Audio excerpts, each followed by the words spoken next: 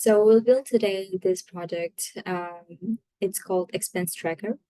And this basically, as the name suggests, it's a expense tracker application where you can submit your um, income or expense, and this will show up this nice UI with the total balance and what's the income and expenses.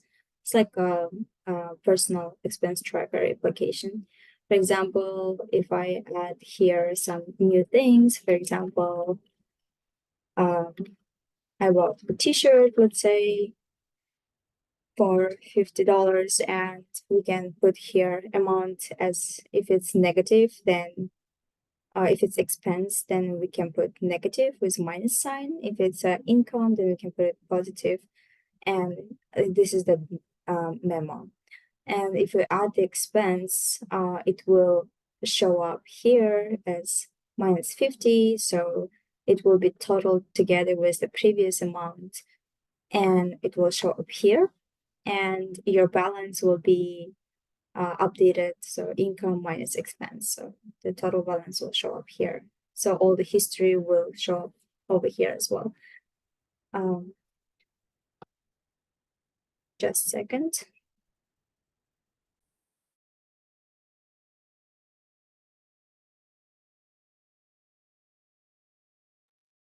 Sorry, today I'm on call also at work, so I was dealing with some work stuff as well. But I No think problem.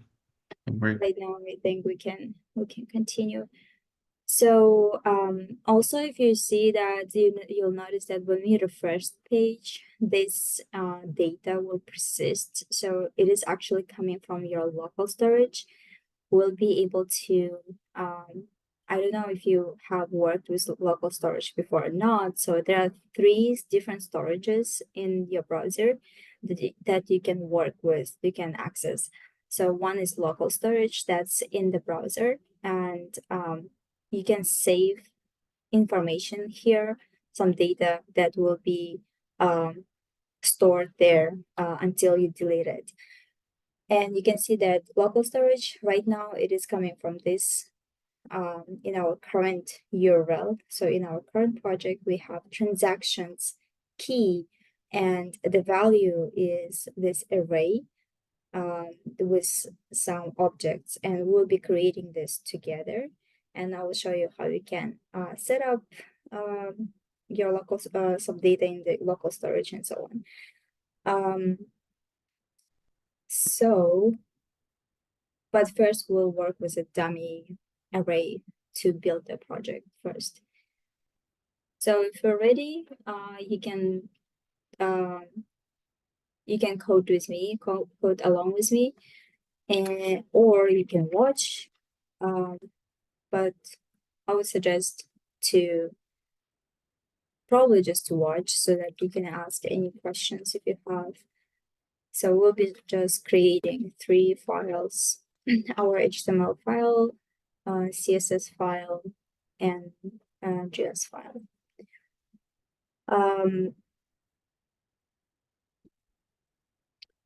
So for the HTML part, is it visible, or you want me to zoom in a little bit? Could you please a little bit zoom? Let's put here expense tracker, the name of the project, and we're gonna link our CSS file. Oops.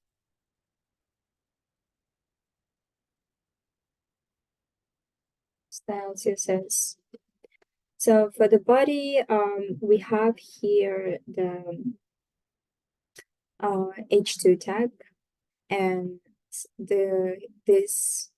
all these elements will be inside a container. So let's create those. So h2 will be expense wrapper, and we can create here a div with class of container. And let's create another h2, your relevance And let's create here the balance itself. So this here is right now 5,000, it says, but initially we will set it as a 0. So balance, and we will be calculating this programmatically. So we're gonna need the ID to grab this element from DOM and manipulate it. So, but initially we'll set it as 0.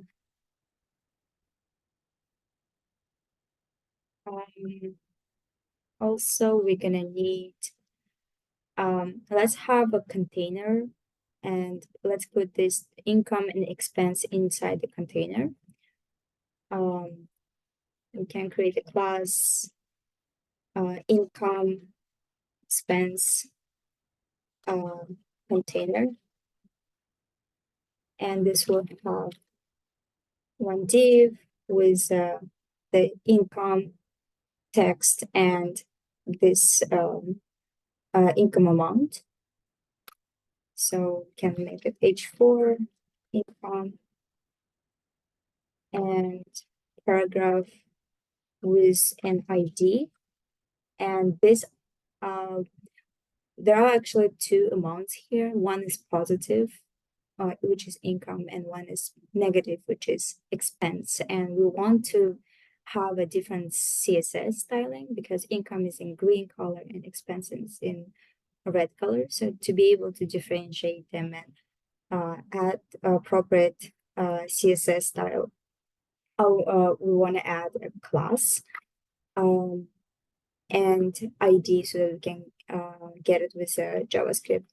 So I'm going to add ID minus money plus and a class name money plus. And this one also will be set initially to positive $0. And we'll set it, and we'll be controlling it with JavaScript later on. We will need another div just like this. So I'm going to just copy paste this down. This one is going to be expense. And this one will be ID money minus. And with cost money minus. And this one will be negative $0. So we have our expense container, so we can just close it for now. And also we have a history here. So let's create a history element. So basically this history element will be just a UL with allies. History, and it will be with UL. And we'll be controlling this UL with JavaScript. So initially there will be nothing, of course, because when you create the app, it has no data stored. So initially it's blank, but we'll be appending elements into it as we create expenses and incomes, as we add income and expense. So we'll need to control this with JavaScript. So I'm going to add an ID to it, list. And also to be able to add classes, let's add list class name. And let's create for now one list item so that we can style it appropriately. So this, I'm going to just create a list item that will be like with minus, like negative. So basically means, for example, the flowers, it is an expense. So it has its own label over here. So we're gonna add a special class name to show if it's minus or plus. So let's add minus. And this list will have the title, the name of the text, just for example, cash, and then the amount of the cash. So we can create a span. So for example, minus 400. And also we'll need to have, you can see that each item has this X sign. That's a remove button. And it looks like it's outside of the list item, but actually we can just style it with CSS so that it appears over here. But we can place it here, button with a class of delete btn. And this one will be just have X sign. So let's put it here. Button. And maybe this one here, so for more readability.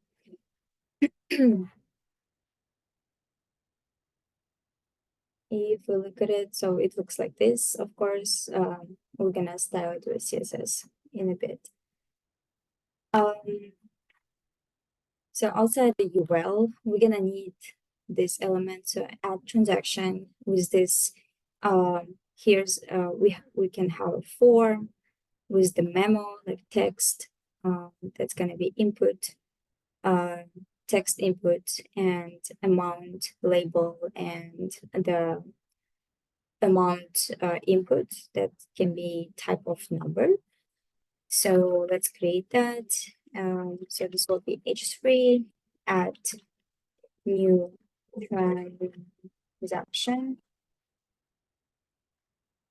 And this one will be form, and let's add also form ID here. We're not gonna need the action because we're not gonna actually submit it. And let's create a form control div, form control. And we're gonna need a label. So for this one will be for the text. And let's put here text. And we're gonna need input type of text. It has a placeholder. We can put here enter text.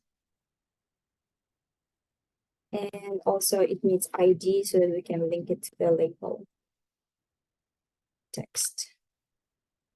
So I'm going to copy this div, place it down. This one will be for the amount,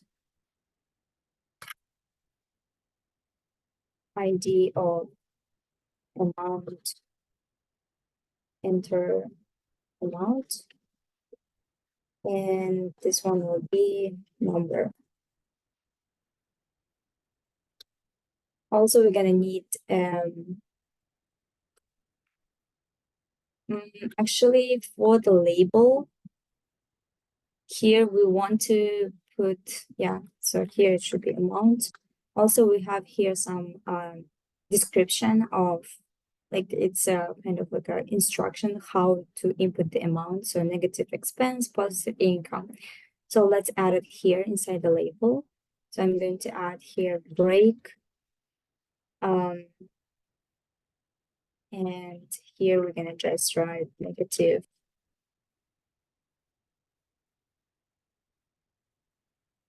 If it's negative, then expense, positive income.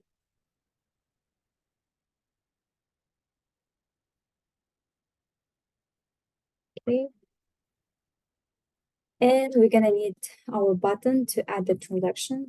So button with a class of btn, add transaction.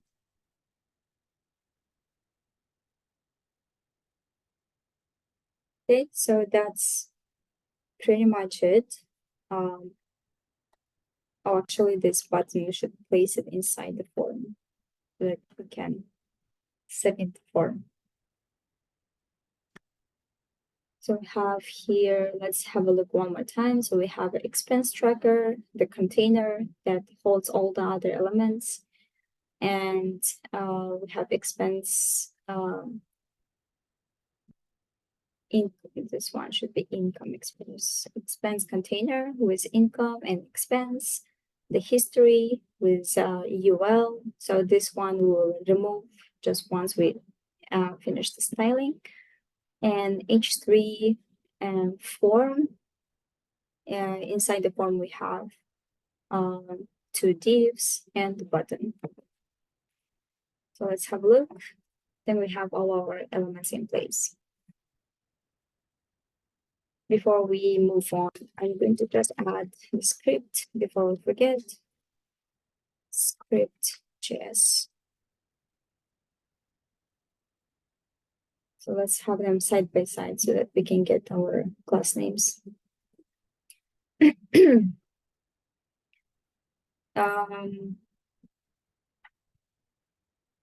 Is everybody keeping up? Or if you're coding, do you want me to share the code? If you're behind, I can share the Yep. code. If you can, Yeah. it would be great. Sure. Let me send it to the Slack. 24/2.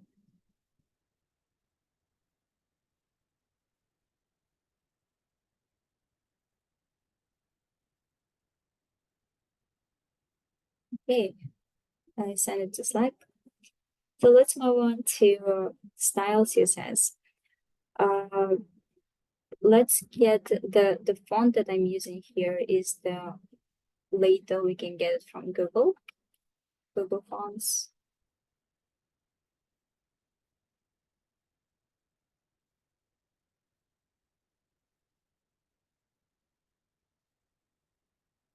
Lato. I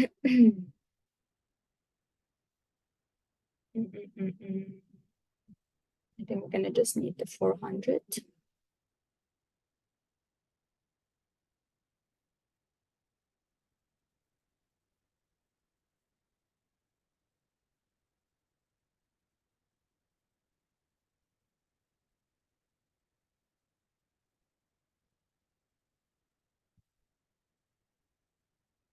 Import. I'm gonna need the import one. I don't want all of it. Don't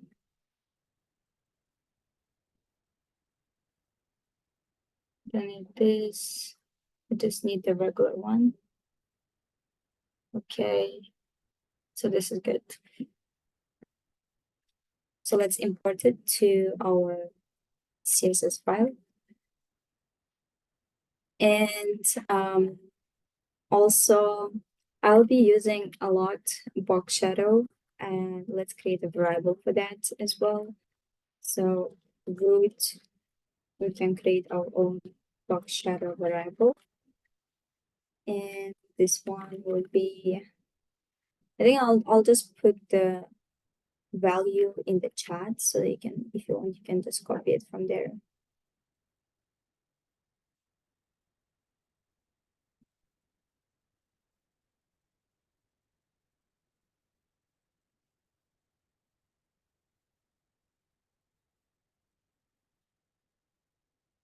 So this will be the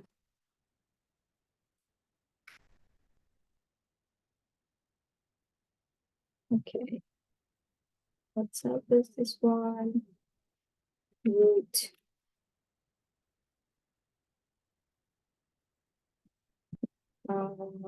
Maybe here I need to close this one. Okay. So for all the elements, we want to add like box size and border to box so that their margins and borders will not add to the widths, total widths. And for the body, let's set the background color as F7, F7, F7. So it's a light color. And we want to display everything with display effects. So you can see that all the elements in here, they are like on top of each other, like a column.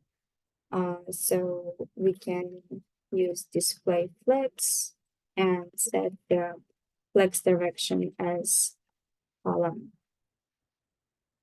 So we want to align everything horizontally and vertically in the center. Justify content, center. And also let's apply min height as 100 VH.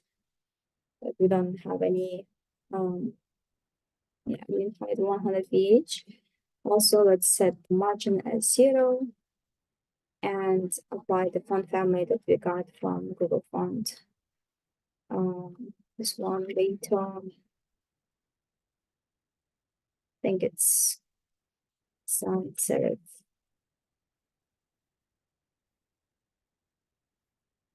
Okay.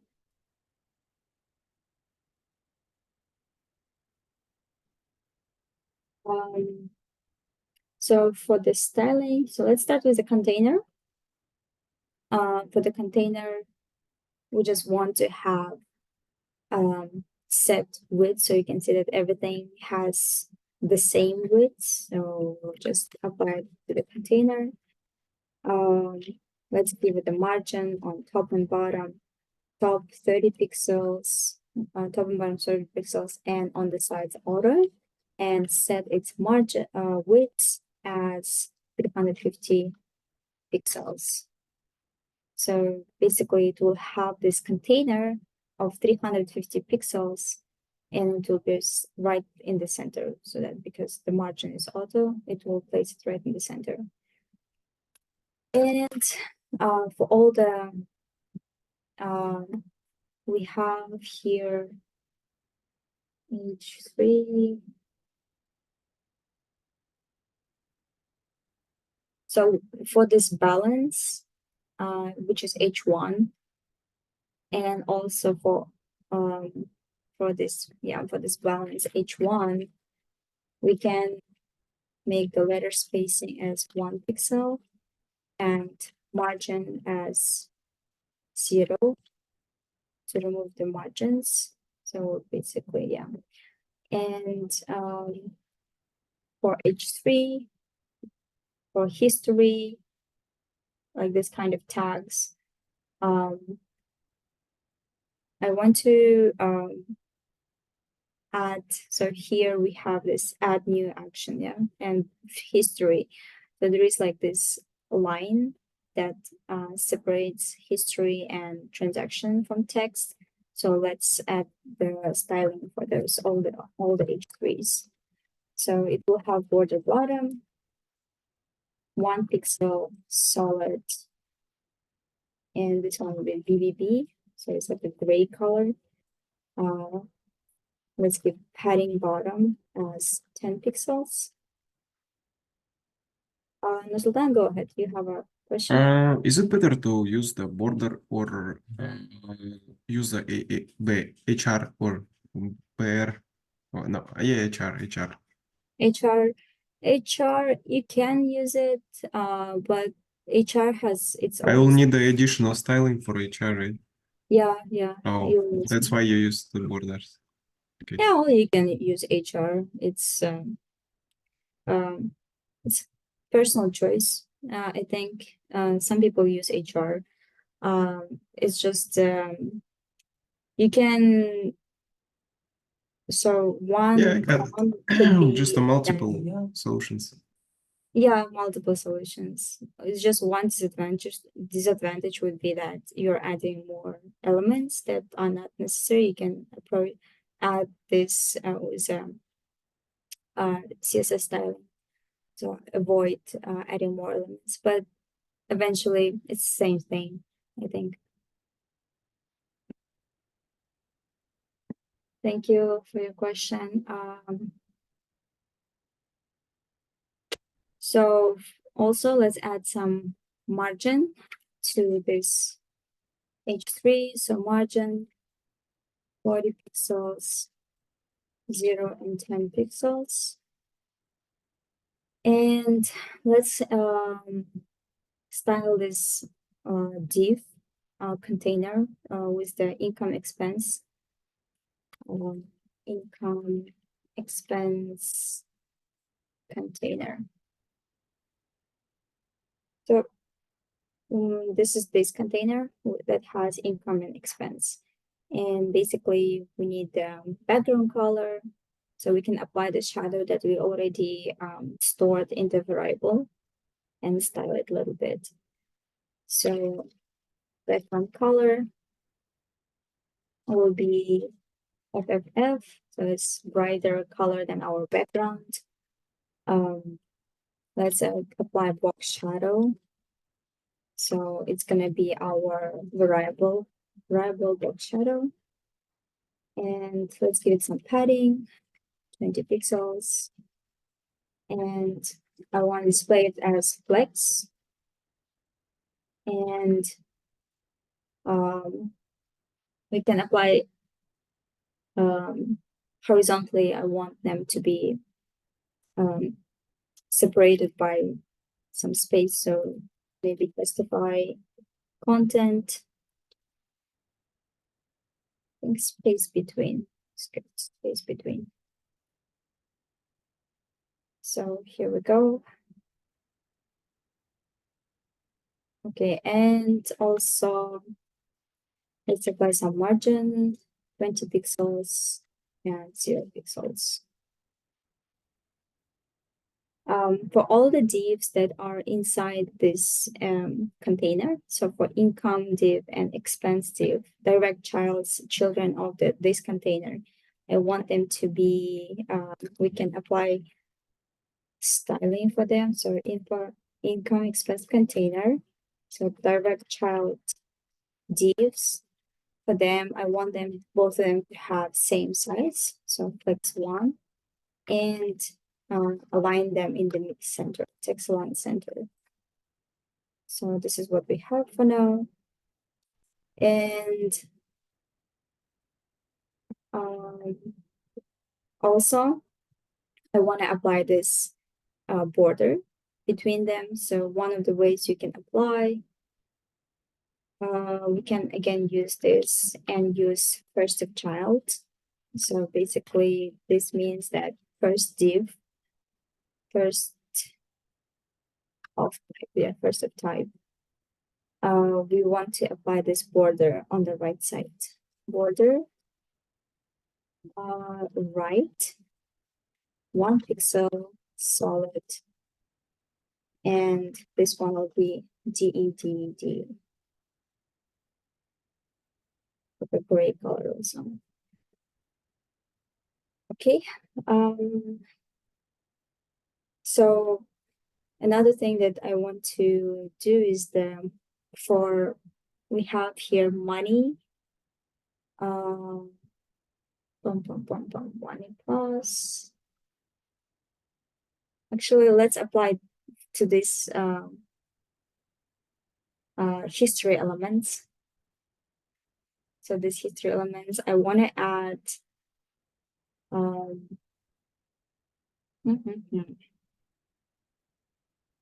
actually we need to apply this one, yeah. So I think they had their own classes, money plus and money minus. Okay. Okay, so here I want to add here as 2 classes, class money and plus, and class money and minus, so that we can distinguish them. We can have apply similar, same style with money class and separate style with plus or minus. So I just removed here the dash sign. So if and here we're going to have money plus, then we want to have a color, the red color, basically that's C, oops.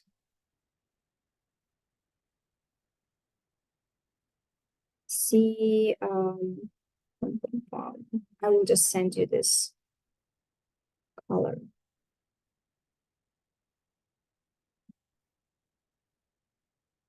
Just in case if you're coding alone.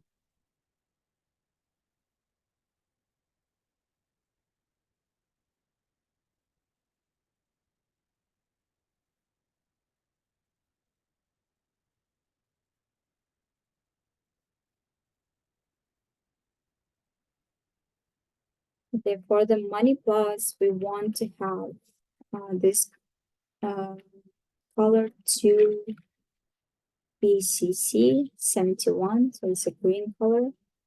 And for the money minus, we'll have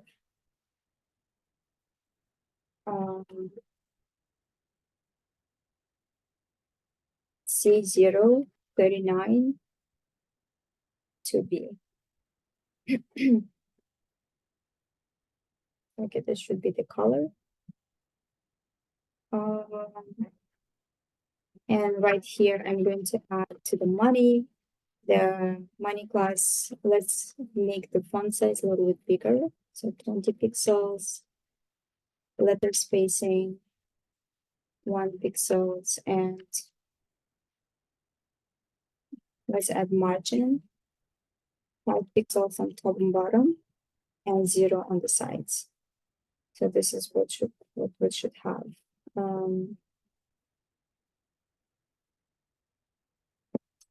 Okay. Next, let's move on to the form. Inside our form, I want to, let's start with this labels. For the label, we want to add some margin. So first, let's make a display inline block and add margin on top and bottom 10 pixels and 0 on the sides. Also, for both input of type text and numbers, so type text and for type number, oops.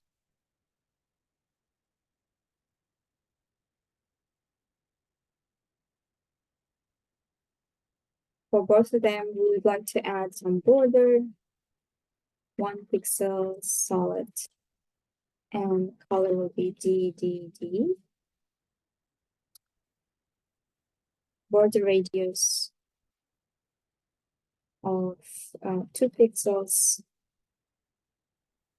Let's display it as block and change the font size to 16 pixels. Okay, and let's add some padding on all around 10 pixels.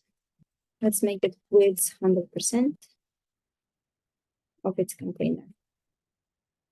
So, okay. For this button right here, we want to btn. Let's make the cursor.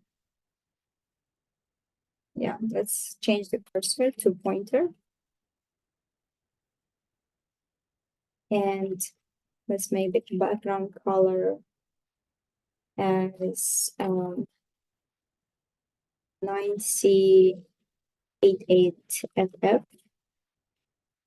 And we'll apply the box shadow that we set up before. Excuse me, Manir. Mhm. How do you know in hexadecimal which color you pick? It's just the project that I have already, so it's just. No, I mean like you type like 9C88 and then FF. How do you know that? So you can, there are programs that you can use to find the colors. One of the program that color picker. No, I mean like how do you do this? How do you know that? Like, do you remember them or like No, I have notes. Oh, okay. Yeah, I have notes for the like these things. I thought you like know something. No, I cannot remember all this. Yeah, but if you want to find specific colors, Yeah, I know. do you use like a color picker? I don't have it here, I think, but there are like Yes, yes, I know browser already. No problem. browser plugins. In case some other people don't know, maybe you want to pick some color. There is like a color picker plugins that you can use and add it to your browser. So it's nice tools. Those will give you the hexadecimal values. Okay, so for this color, there's gonna be this white color. Let's remove all the borders on this button, border 0. And let's place it as a block. Oh, sorry, display block. And increase the font size, 16 pixels. And we can apply the margin 10 pixels, 0, 30 pixels. Let's save it. And let's make the width also 100%.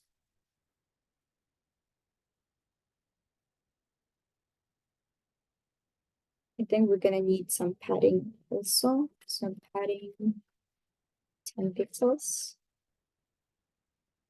Okay, this looks good. We also need to style these elements. Before that, okay, here.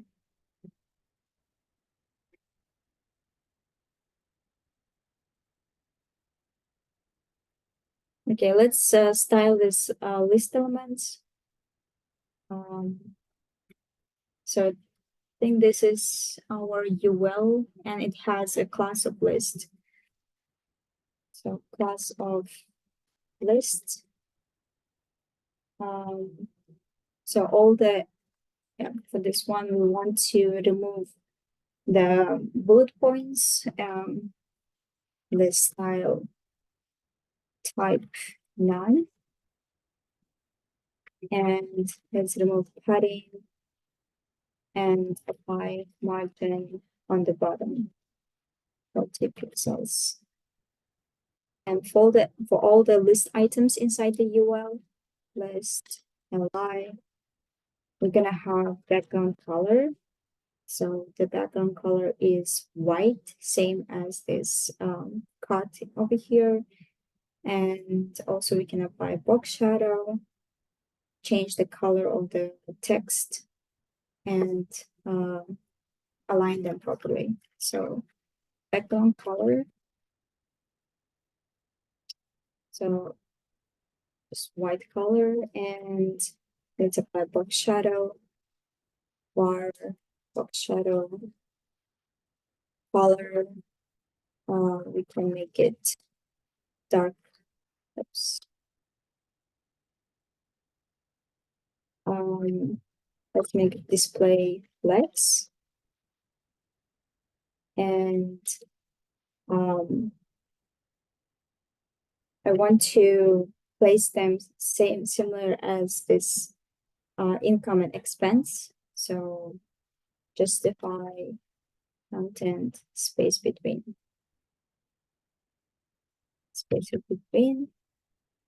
Also, one thing that we will need to take care of. So right now our button is inside the UL. So it's over here. We want to place it to the left of the list item.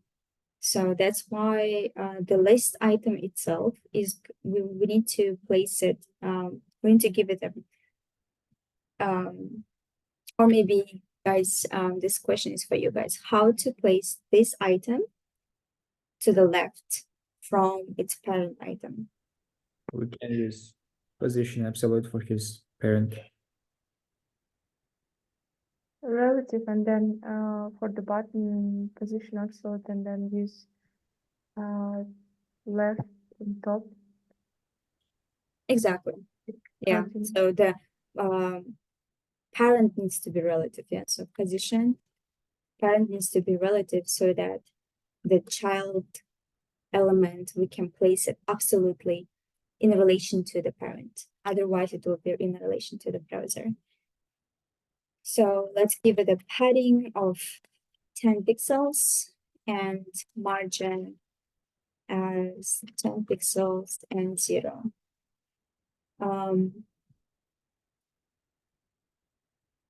Oops. Why you? Oh, I'm doing 0, okay. Margin 10 pixels and 0.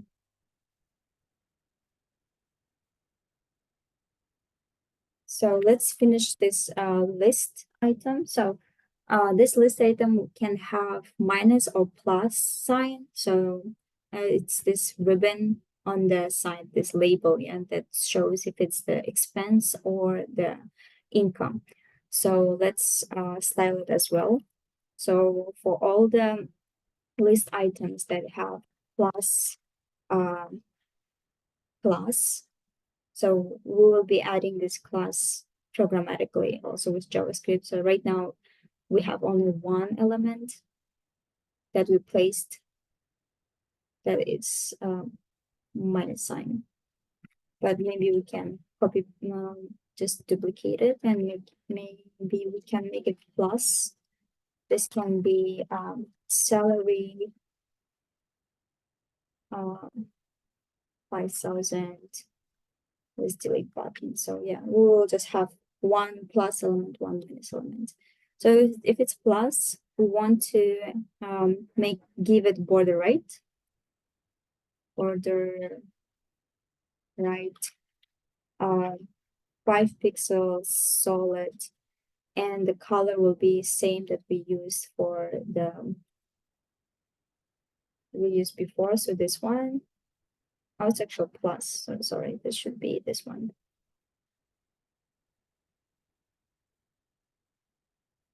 And if it's minus, then the same style, just different color. So let's have a look. It's not showing up, right?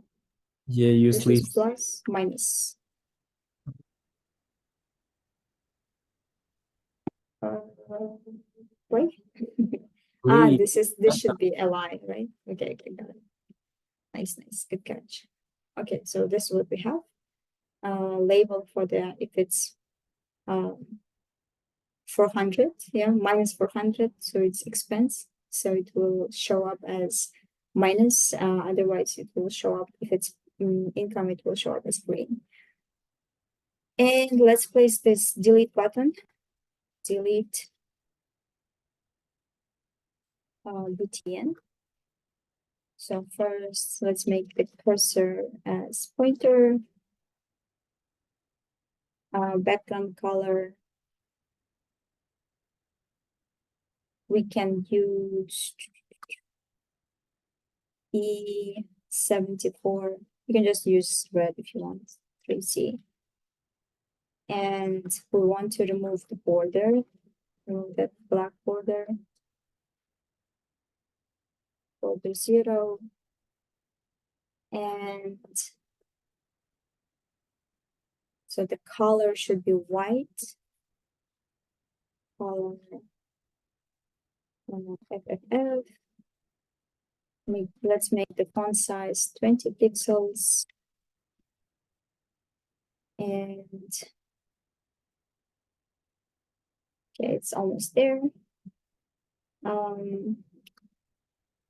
Let's give it a padding of 2 pixels and 5 pixels.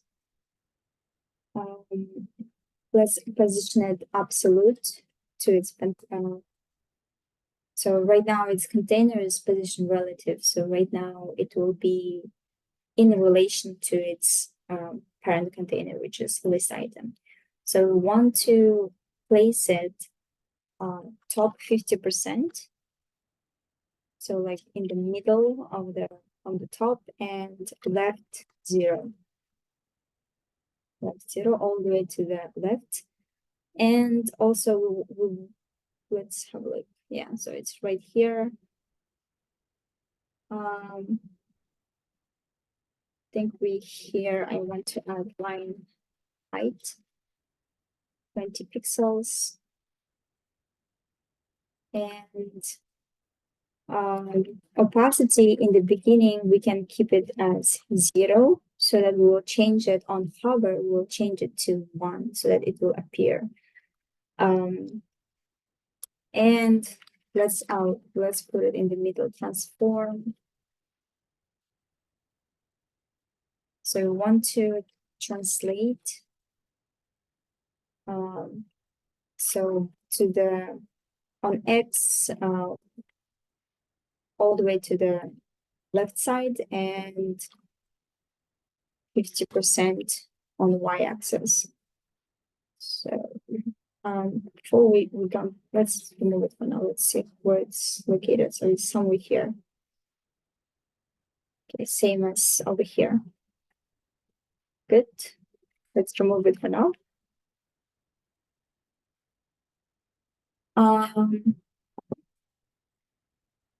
And on hover, we want the opacity to become 1 so that we can see fully the element. Opacity 1.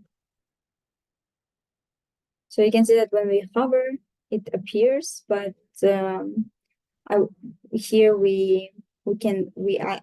there is like an animation effect. It appears a little bit slower. So here it appears right away. So if you want to add this animation, we can add this transition effect. Transition on opacity. So the transition will take 0.3 seconds and ease. So it will just appear slowly.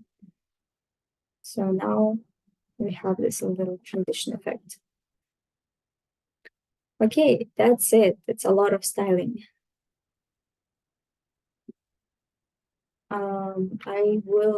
Let me send you this to you. I think it looks pretty much same, yeah. I think so. Let me put them side by side.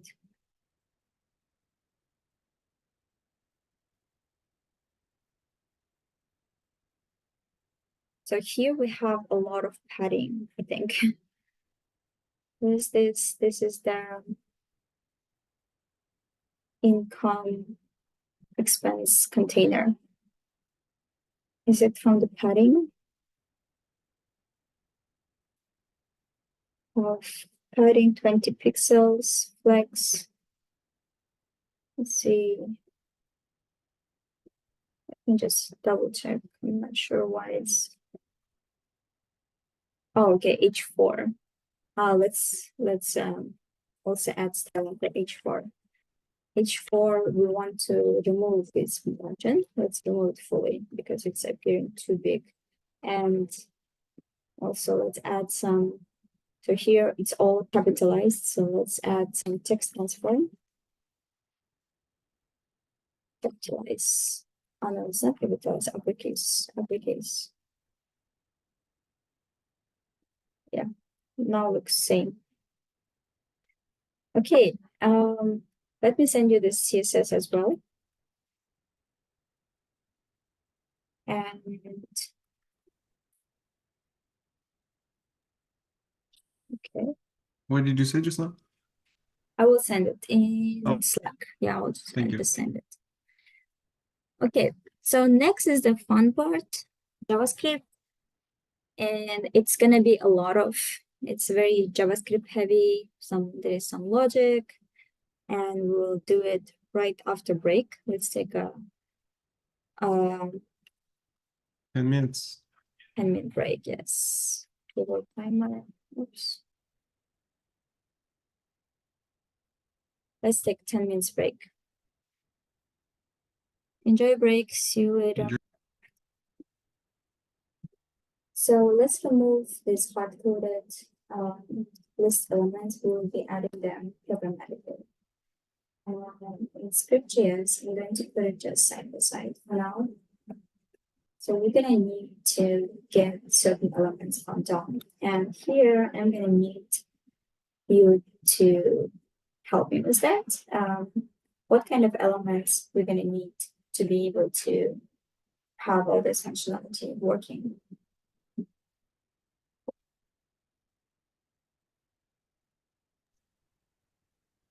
Oh, are you asking us? Yeah. Yeah, so we need to take these two, income and Expense. Mhm. it's also two inputs and button. Mhm. I think that's all. Yeah, and also this one also gets updated. Also we're gonna need the li here that Yeah. we'll be implementing, we'll be adding the list elements to the UL. So we're gonna need to grab the UL as well. Sorry, just a second.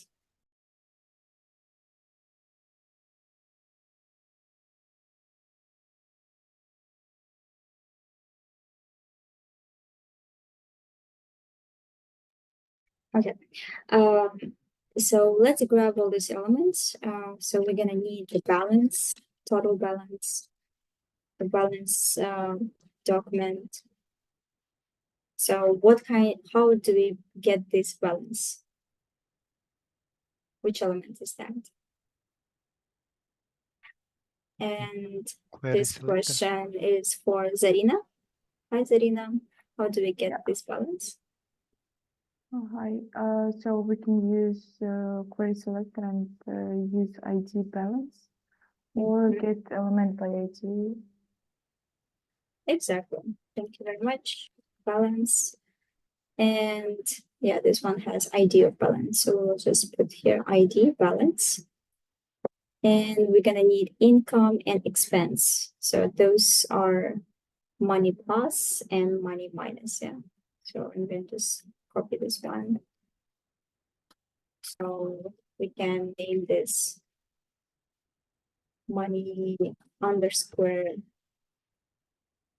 plus and money plus. And this one will be money minus.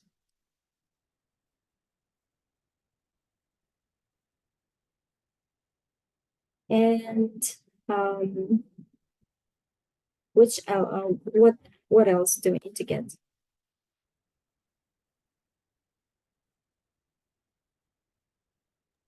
UL. Let's get the UL. So const list is equal to document. Our UL has ID of list. So this we'll just find it with the ID. Okay. We're gonna need the form because actually when we submit this form, so on this button click, this form will be submitted. So we can get the form element. Const form document query selector, and our form has ID form. Okay. And let's get the two inputs that we mentioned before, this text input and amount input. So they have. And yeah, sorry, I didn't get why did you grab form? How you gonna use it? So when we click this button, since this button inside the form, it will submit the form. So it will actually Oh yeah, I got it. Yes. yeah, it will trigger the event of submit, and on submit we can just do more manipulation. So it's up to you. You can grab the button or you can use the form. So it's both will work. Let's get the text. Const text is equal to, oops. So we're gonna need the input with ID text and this input with ID amount. Let's make it text. And this one will be amount.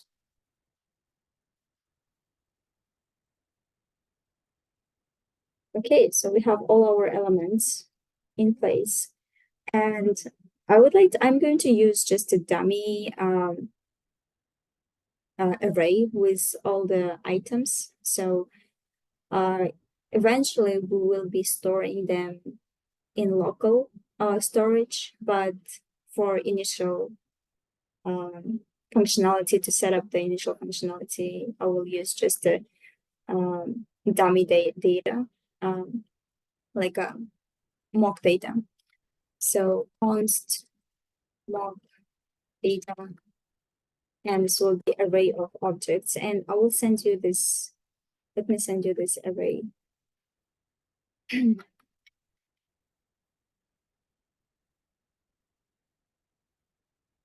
will send it to the chat. You can just copy paste it. We'll be using it for a little bit until we set up the local storage. So I'm going to just put it here. So this is the mock data, and this data consists of, it's an array of objects, and each object has ID so that we can differentiate them, each list item, and text. So it's going to be this text, memo text that appears here, and amount. So if it's minus, it means that if it's negative amount, it means that it's an expense. If it's a positive amount, it means income. So we're going to use this mock data for now. And let's get transactions. So let transaction. So this is going to be the transaction that we'll be manipulating dynamically. So in the beginning, we'll just set up as mock data.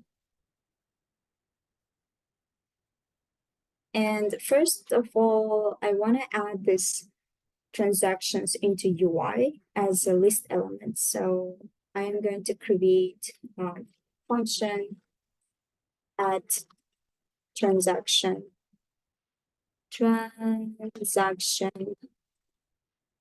DOM.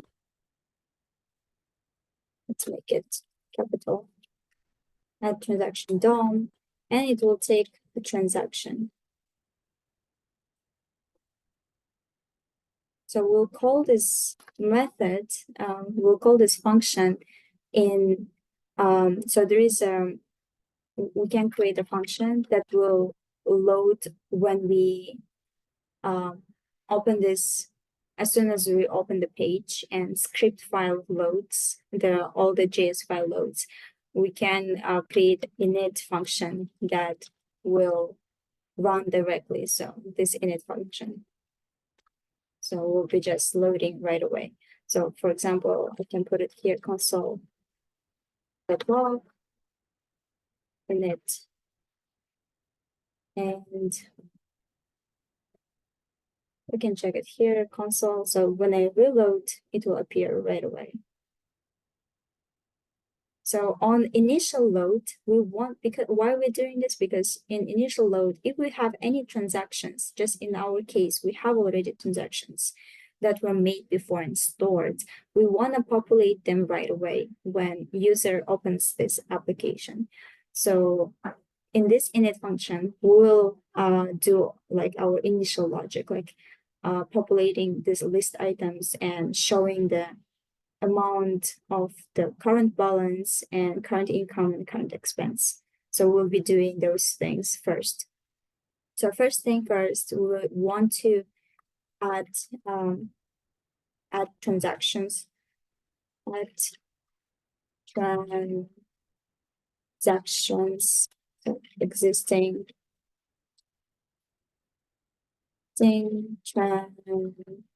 transactions to DOM.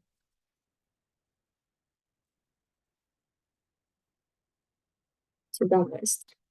So we have our UL and we'll be creating LIs, little LIs. And so how can we do this? So this question is for you guys.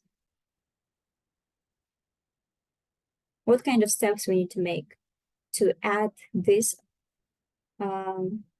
items as list items to the UL? We can use for loop. We can create new variable, make it empty array, Mhm. make for loop, and Mhm.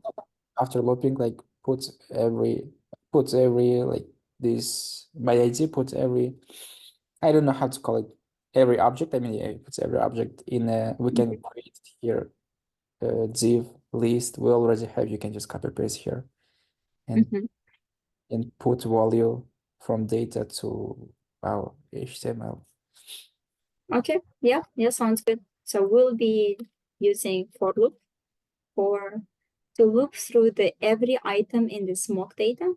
And for every item, we'll be creating list item, like li, because eventually this one row will be one li with a flower, like text and the amount. This one will be another li, this one will be another li. So we need to create them dynamically. How can we do it? We can loop through this array and create them with JavaScript, yeah, so that we don't have to repeat ourselves again and again. So how can I loop through this mock data? Or we can use for each, right? Yeah, you know for each already? Do I need to know it, like investigate? I mean, It's basically the same as it is, but it is a higher order functions. Have you covered higher order functions? Oh no. Okay, we can use let I and 0. Yeah, then let's so on. start with this one. Yeah, I think you have higher order functions next week, the topic of higher order functions. But for now, let's use with the I, regular for loop. You will see that once you learn for off, for in loops and higher order functions, your life will become so much easier. But before we go into that, you need to be very, very comfortable doing this logic on your own with regular for loop.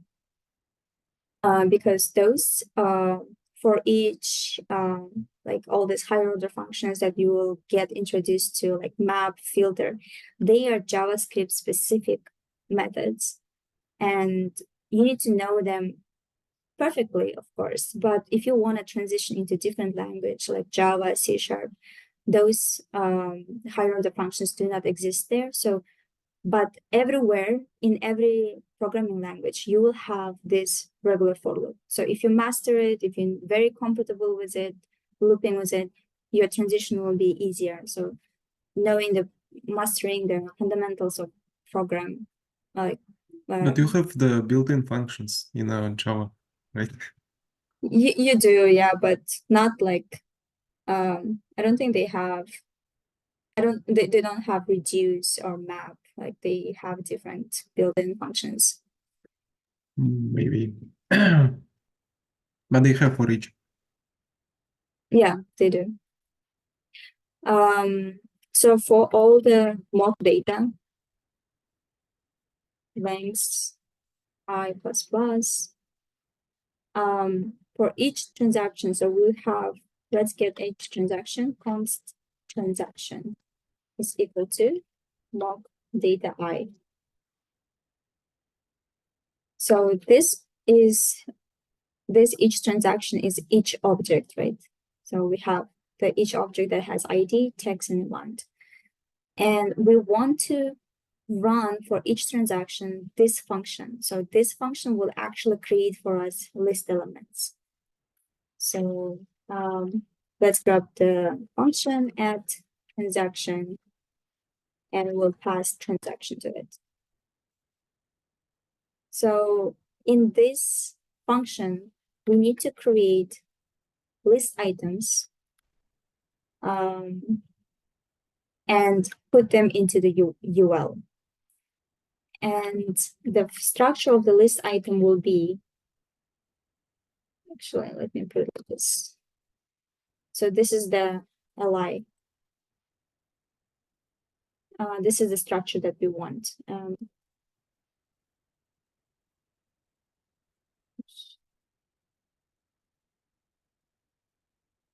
This is what we need to create and put it into UL. Okay.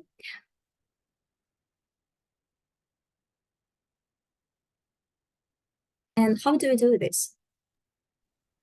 With inner HTML.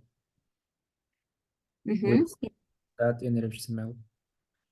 In Oh, H- no. I think we need to create the list here. How Okay, it yeah, let's do it. Const list item is equal to. How do we create list item? here we go, which I don't know how to. You use backticks and then transaction.id and what and text and amount. You can place values from data. Ah, okay, got it. We can do it with the add like with a template string, or we can use DOM methods. Do you remember the DOM methods to Oh, create append the list. Then create element. exactly Document. create element, document, create element, and create element. You just need to specify what kind of element you want. So in our case, it's a list li element. Yeah. If you want div, you can put here div. If it's paragraph, you will just put p, and so on. So in our case, we want li. And we want to add, you can see that this li has a class of minus, or it can have class of plus.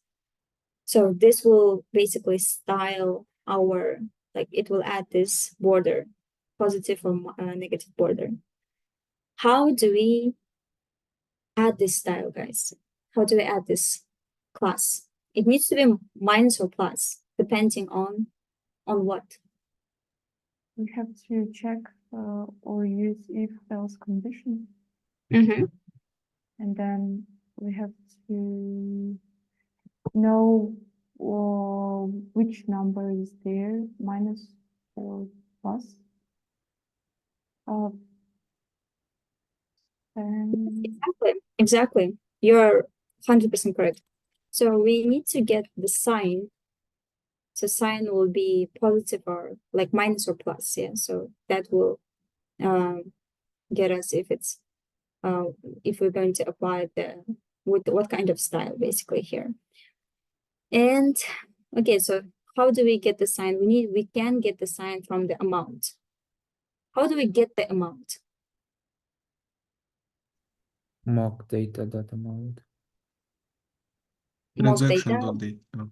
Exactly, transaction dot amount. So if transaction dot amount, if it's smaller than 0, then sign will be minus.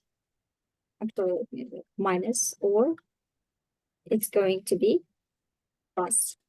Are you all familiar with ternary operator? No, Yeah, they yeah. didn't cover. Oh, they don't. Yeah, so this is a ES6, ECMAScript 6 feature. So this is basically same as saying, so let me do this one now. So this is in short the same as saying that let sign if transaction amount is smaller than 0, then sign is equal to -1, else sign is equal to negative, so minus, or its sign is equal to plus. So this 1, 2, 3, 4, 5, 6 lines of code is same as this 1 line of code.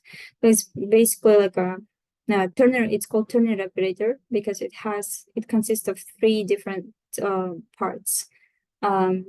First, your if condition comes first. This transaction amount less than 0. So this is the if condition. And then if it's true, so question sign means if it's true, then apply this. So sign is equal to -1. Sorry, minus sign. Otherwise, so this commas, so say, column sign means it means else, yeah. Else sign is equal to plus. So it's a very elegant way of writing if else condition like this. So I'm going to remove this for now. Let's comment out and we can remove this. So it's called Turner operator. You will have more, you can use it when you have two like if else condition, yeah. So if true, apply this, otherwise apply that. So in that case, Turner operator is perfect to use. Okay. Now, depending on the same condition, we can apply the class list as well. So item, so list item dot, so we can add class list at, sorry, list class list dot add. So we can we want to add minus or plus, right? So and I'm going to do the same Turner operator here. Oh, this should be plus. And transaction that amount, if it's less than 0, then we want to apply minus. Plus should be minus, right? Like this one. Or it should be plus. Okay, and next we want to apply to our inner, like, so to our li. We want to populate all this span item and button, all this stuff. So let's do that. Item plus item dot innerHTML is equal to, I'm going to use backtick. So this will allow me to combine JavaScript expressions with regular string, yeah. So we want to write first the text cache, right? So cache, and then we want to add span with the sign and then amount of the transaction. And then this button element with the class. Okay, so how do we do it?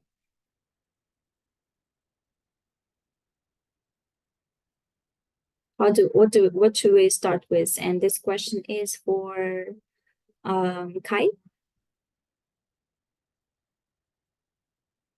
Yeah, we just need to copy paste first the li. Oh, like this, yeah. Okay. Let No, me no, copy no. paste it. Oh, yeah, we already created the li, right? Okay, Yeah. inside the line. We have the line. And then now we need to put that the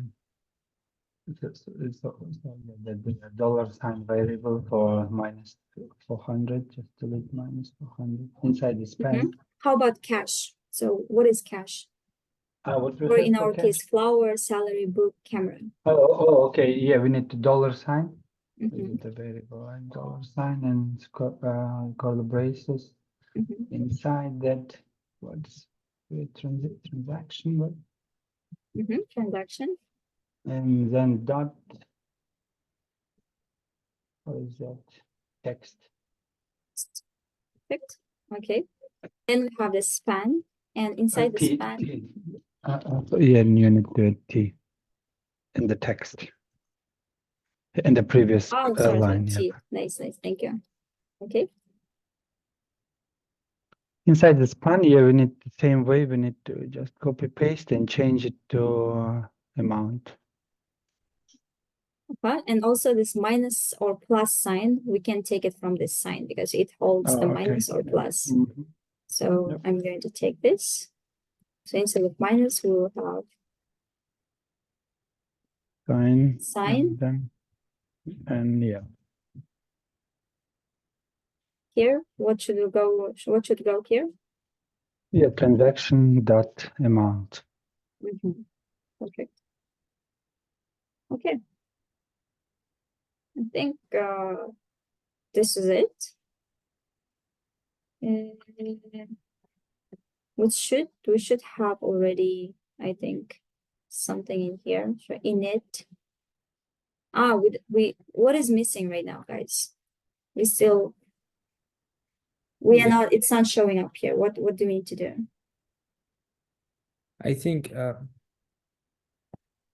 we need to create a variable to inner HTML. I mean, we have a list item in HTML.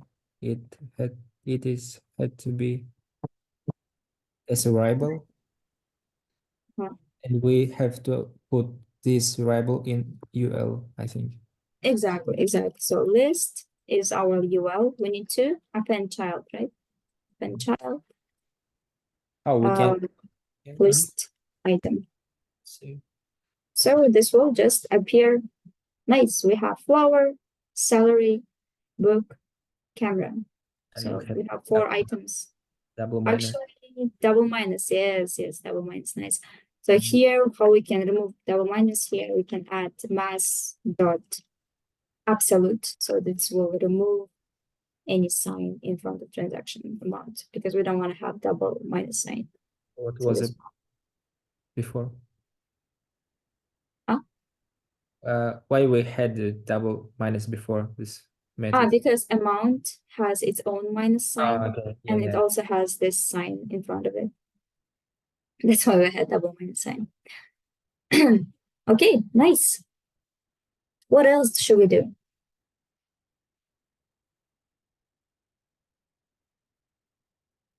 What is missing right now, guys? In list So- or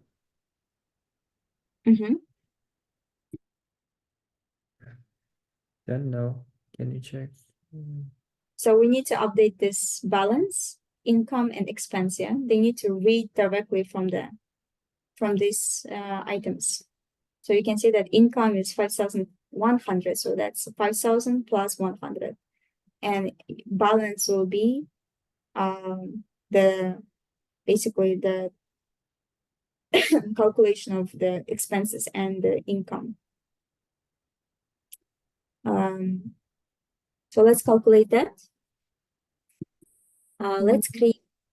Go ahead. I missed one thing. Method mass dot abs. What it does?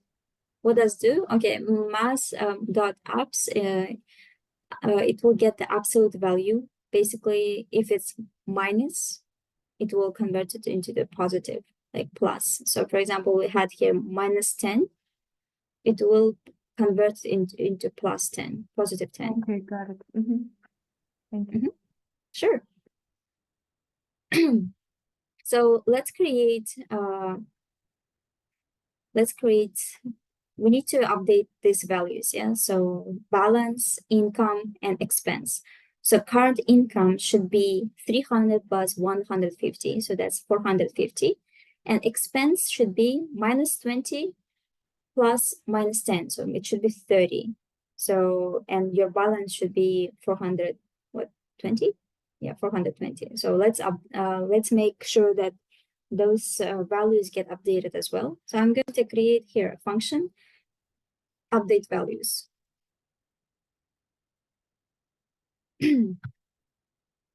So this update values will just calculate what is the expense, what is the income, and what is the total balance. And let's create this after this one. Function, update values. So how do we update these values, guys? Go ahead. Yes, you know, something I really don't understand when you put some function into other function.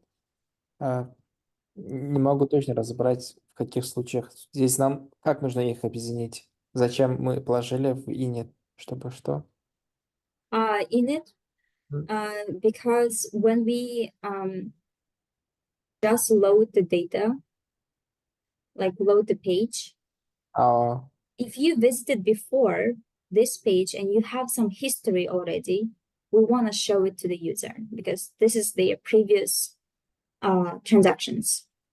So we cannot show it unless we get those data, pre-populate the UI with it.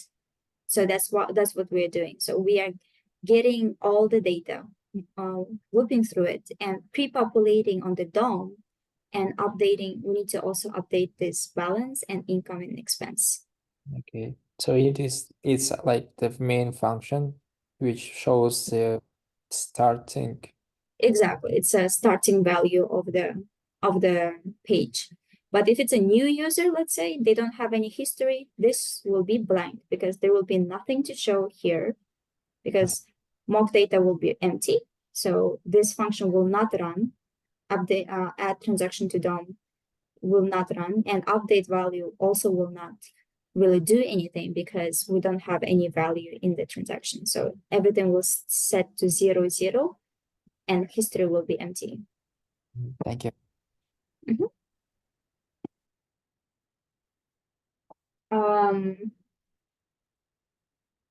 Okay, so let's do the updating the value. How do we update the values?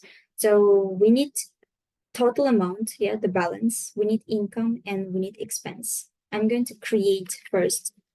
Let total is equal to 0.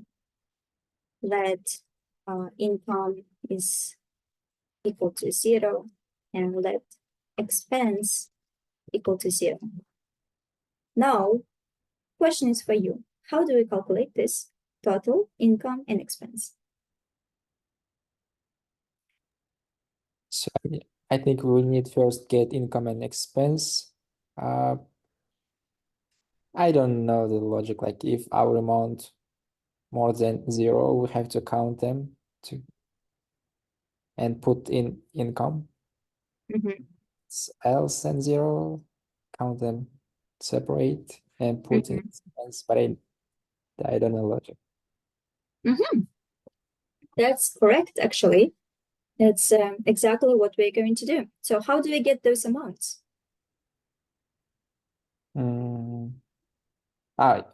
Total. How do we get all this? Like you said, if it's positive, negative, where is this data stored?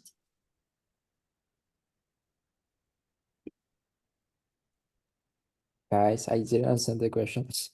Do you mean data amount? So how do we calculate total, income, and expense? We can just write the formula. Total equal expense plus income. And then Yes, we'll it is true. real But okay, how do we calculate income and expense? so in sum of amount there is a minus sign. It means that we can just put this amount in brackets or skobki, and then we'll just do the simple calculation, and then it там математически уже потом вычислится. Okay.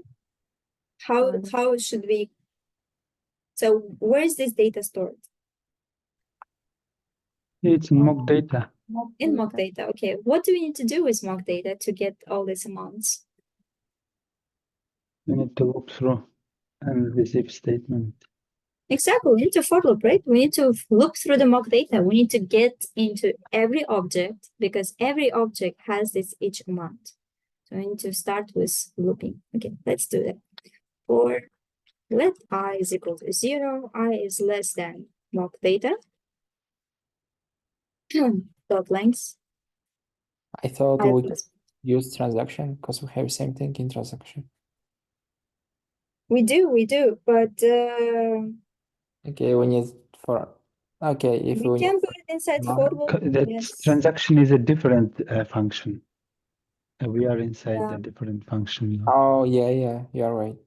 I thought we can switch because actually put it inside here, Return. transaction, but then it's gonna be a little bit harder for us to calculate the total. Then we need to put the total in here, then do our logic.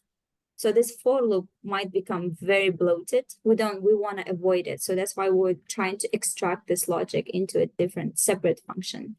So you can do everything inside this for loop because we are already looping it. But you know, we want to avoid like a very big chunk of code inside for loop. So that's why we extract this function and make its own logic. Because basically, when you're writing the code, you want to have like every function do kind of like one thing. So this one is responsible for adding each transaction into DOM. This one is responsible for updating the values. So if you want to, you could actually go further and like make this update the total, have a separate function to update the total value, have a separate function to update income, and separate function to update expense, but it's a little bit overkill. So that's why we can just create one function to update all three values. So since we are outside the for loop, we need to do another for loop inside this update values. So this will be one for loop and another for loop inside this function. Okay. So now we have mock data and we have every object inside mock data. So let's get it like a transaction const. Transaction is equal to mock data I. So we are going to need only amount. So one thing you could do is, do you know like a, let's say, destructuring of the objects? Are you familiar with destructuring objects?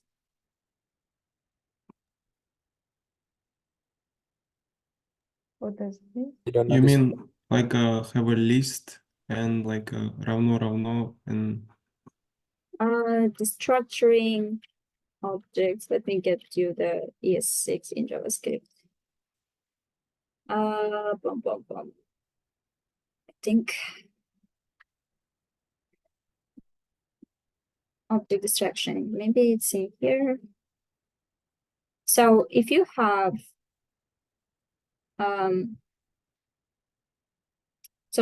a object like this, person, and has first name and last name, you can get first name and last name by doing person dot first name, person dot last name. Yeah, this is what we are used to do.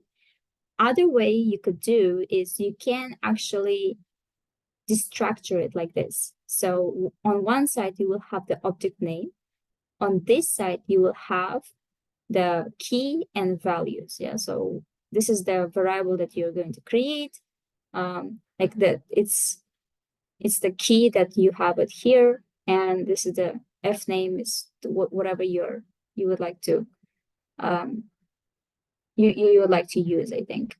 So we can use this kind of syntax here because essentially we're gonna use only amount, and I wanna avoid writing transaction dot amount again and again. So how are we gonna do it? We're going to just get amount. I think hopefully it should work. So amount from, yeah, mock data I. Yeah, so let's see, console.log amount.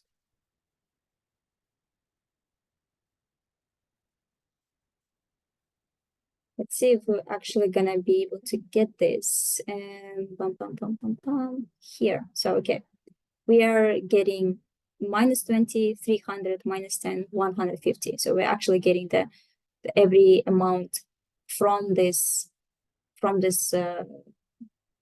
object, like from each object. So how it works? So basically you are saying that get me the value of this key. So it has amount key. If I put here something else, for example, test, what are we going to see here if I put here test? Nothing. It's gonna be undefined, yeah? So because we don't have test key inside. So that's why it's saying that, hey, I don't know what test is. I can create you this variable, but in this object, there is no such key as test. So that's why we got undefined as its value. But we can get amount easily because it does exist inside. And if you want to get multiple keys, distract multiple keys from the object, then you can put here ID, text, and that's it. Yeah, so ID and text. So here, I'm going to put ID, oops, text, and text. So you will see that we'll be structured basically amount and ID and the text, amount, ID, and text. So this is another ES6 syntax that allows you to avoid using again object.key. So it's like a shortcut. So what's the name of this variable? So the name that we are using here is amount.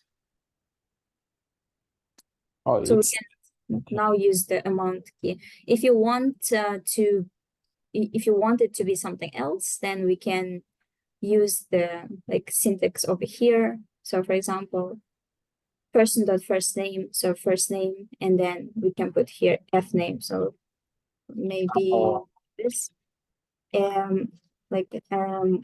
amount local, for example, and then I'm going to console log amount local. I think this should also get us, yeah. So now we are saying that, okay, I'm going to use amount local. That will be same as this amount. Just get me the amount and the local variable will be amount local. But we don't need to reassign the value. We can just use the same value, like the same variable name, amount. So now we have the amount.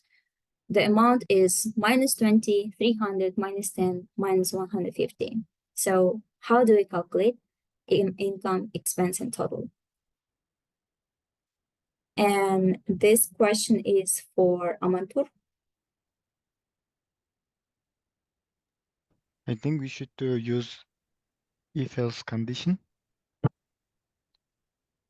Mm-hmm. If amount is equal to like bigger than 0, Mm-hmm. we should to get total. Total, or we can here do, let's conclude income. So this will be same as income. So plus equal income. Otherwise, Otherwise, it should calculate the minus amount, yeah? expense, yeah. Expenses, yeah. Plus equal amount. Amount. In any case, we do need to keep track of total. So if it's plus or minus, doesn't matter. In both cases, we do need to calculate our total amount. Yeah, so total plus equal amount. So this will take care of all the negative numbers and positive numbers for us, because total is the sum of all the amounts. Okay, so let's have a look at our expenses and total and income. Console.log income.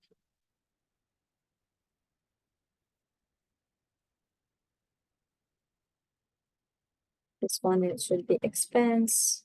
Oops.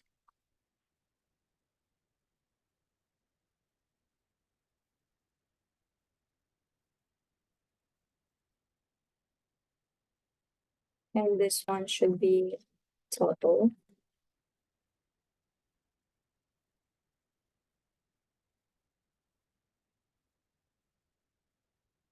Okay, this one should be console.log, not .log. Okay, So income is 450, expenses minus 30, and total is 420. So looks good because salary 300 and camera 150. So that sums up to 450, right? And expenses minus 30. So minus 20 plus minus 20 minus 10. And if you subtract 450 from minus 30, that would be 420, right? So our calculation is correct. Now we need to show it here, over here, here, and here, respectively. How do we do it? We need And this question is for Elzada.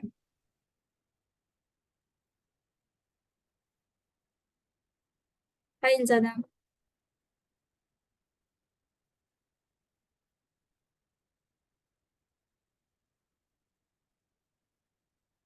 Okay, Ayan, this question is for you then.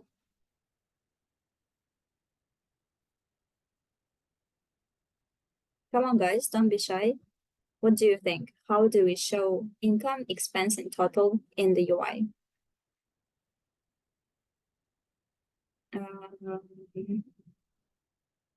How about Nursultan? Go ahead. You just use the query selector and reset the inner content inside. Of Like what? H1 we can set ID like expenses and then like use a query selector to get the expenses H4. So we And have here. we have a paragraph, yeah. Oh, already have it. So we Okay, have that- balance minus Oh. money plus money minus. Oh, then balance inner HTML that Inner, we can use inner HTML or inner text. yeah, like we can set it as empty and then reassign the value like and equal to total. Oh no, it's yeah. Yeah, so nice.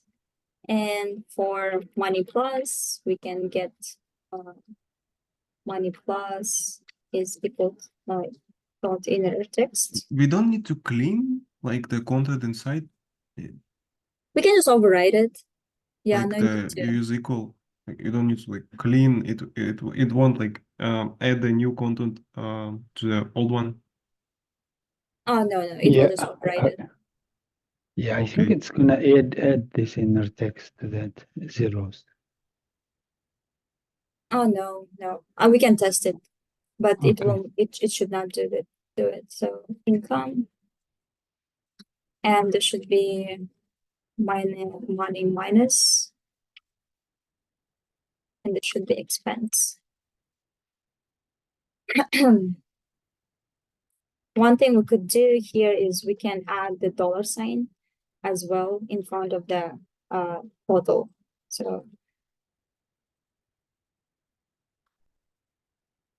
So we have the total amount, and then we can add dollar sign right in front of it.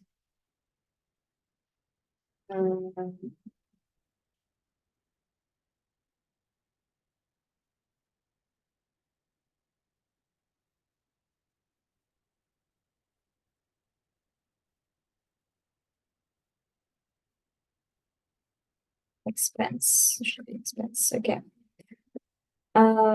So we have our income, I'll have our expense, and the total amount 420. Looks good. Yes, nice. Okay, one thing I think that is a little bit different here is that it has like two fixed, so two zeros here, so we can show it as when we get our balance and total and income and expense, here we can add two fixed. So two fixed and fix it to 2 digits.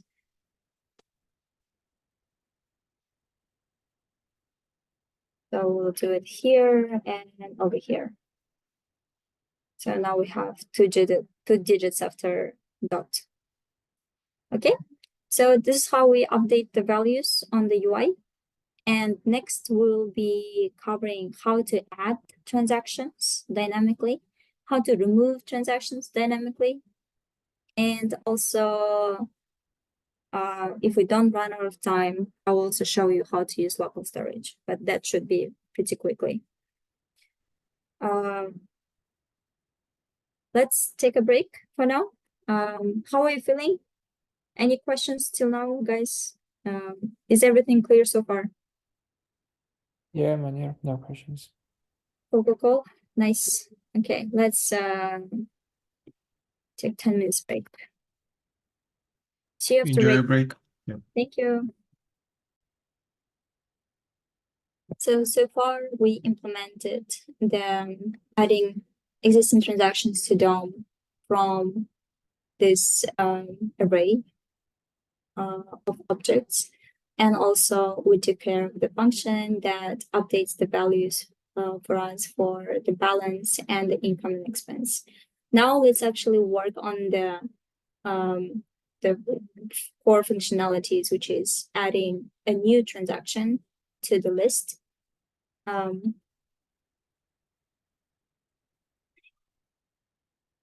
So what we're gonna do, what this functionality does is that, so when we enter a text here, for example, groceries and minus 100, and when we click this button, it submits the form. On form submit, we want this to be added into the transactions and get populated to the histories and update the values over here. So good thing is that we already have add transaction function and we have update values function. So let's actually implement a function that will on form submit, that will run and update and add new transaction. So over here, after this init, we're going to add event listener to the form. So we already have the form that we got from the, actually we don't have it actually, yeah. Let me grab the form. So we have this form that has ID of form, ID of form, and this form, we can add event listener. So on submit event, when we click the button, we want a function, add transaction function to run transaction. So let's create this function over here. I'm going to put it before the add transaction DOM right here.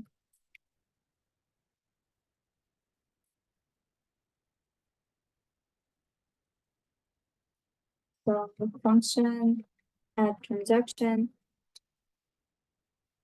So what it needs to do, it needs to on form submit, it needs to get the text and the amount and create an object like this and add it to our transactions array. Yeah, to this array. So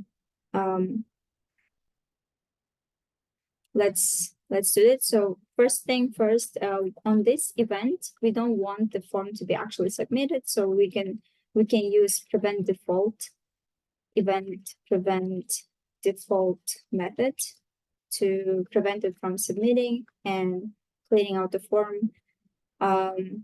Then we can make a check here. We can throw an alert if we're trying to. You can see that here, if I'm trying to add a blank text or amount, there is going to be a pop-up alert, and let's add that. So how can we add this alert?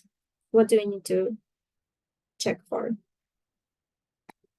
And this question is for Ioana.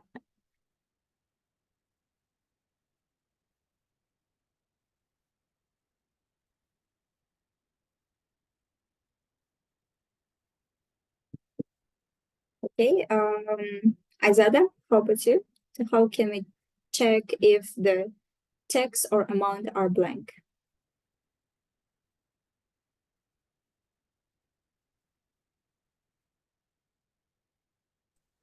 If the value is blank, Mhm. If text or amount is blank, we want to show alert.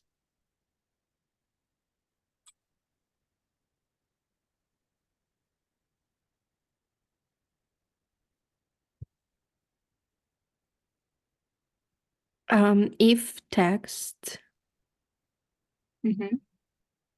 So Should this text, value. mhm.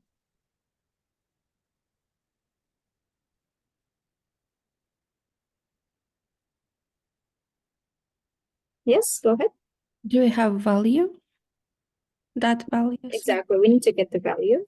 Yeah, because it's an input, right? Inputs have values. Mhm.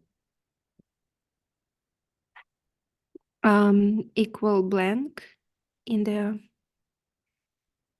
If it's Algorithm. uh-huh.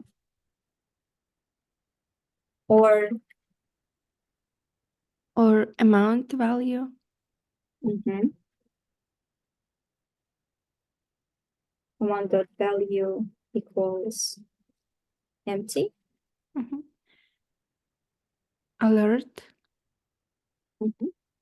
So alert, we can alert, oops, Oh, transaction. alert. We can add With some please, yeah. yes, add a text and amount. Nice, good job. Great. Manier, can you put Otherwise, prevent default? Did you explain or not? I just didn't understand. yeah, prevent default, what it does is it will prevent the form from submitting because we don't want to submit it. We just want to get the like on submit event. We just want to add some things into the mock data. So prevent default will prevent the default event default action of the current event, which is submitting the form, because we are not submitting it anywhere. We're not sending it anywhere. So that's why we're gonna just use prevent default. Yeah. Okay, so otherwise we want to build transaction like this. So const transaction. So we want to build an object and populate it into the transactions array. So first we need to get ID. We can create a generate ID function that will take care for us. It will just get like a unique number. Generate ID.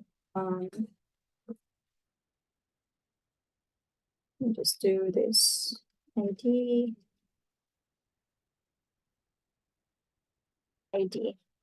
So this will just return mass.random multiplied to 10,000. So it will just get a new number for us so that we have unique IDs. And we're gonna need text. So where do we get the text from? Text value. Text.value. And we're gonna need amount, and amount we can get from amount.value. Okay, cool, we have our transaction. Now we can push this transaction into this transactions array. So transactions.push transaction. Now we have updated transactions, so we need to also update the UI, and we can actually use the add transaction to DOM, this function that we have created, because it takes a transaction and it will create a list item for us and it will append it to the UL. So we're just gonna call this function, pass to it the transaction that we just created ourselves, and also another thing we need to do is update the values again. So because we just have added on this button click, we have added a new amount and we need to recalculate this balance, income, and expense. So update values will run this function. And then after this, we just want to, let's actually have a look. So this is this one, yeah. So for example, this one will be groceries, 100, it should be minus 100. And if everything works, it should appear right here after the camera. And this value should be updated. So value is 420. It should be 320, right? Because we just added, we need to add minus 100 and expense should be 130. So let's see.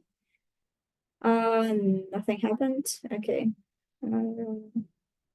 Are we running it? Yes, we are updating values, add transaction. And we don't see any issues here. Oh, okay. Total to fixed is not a function.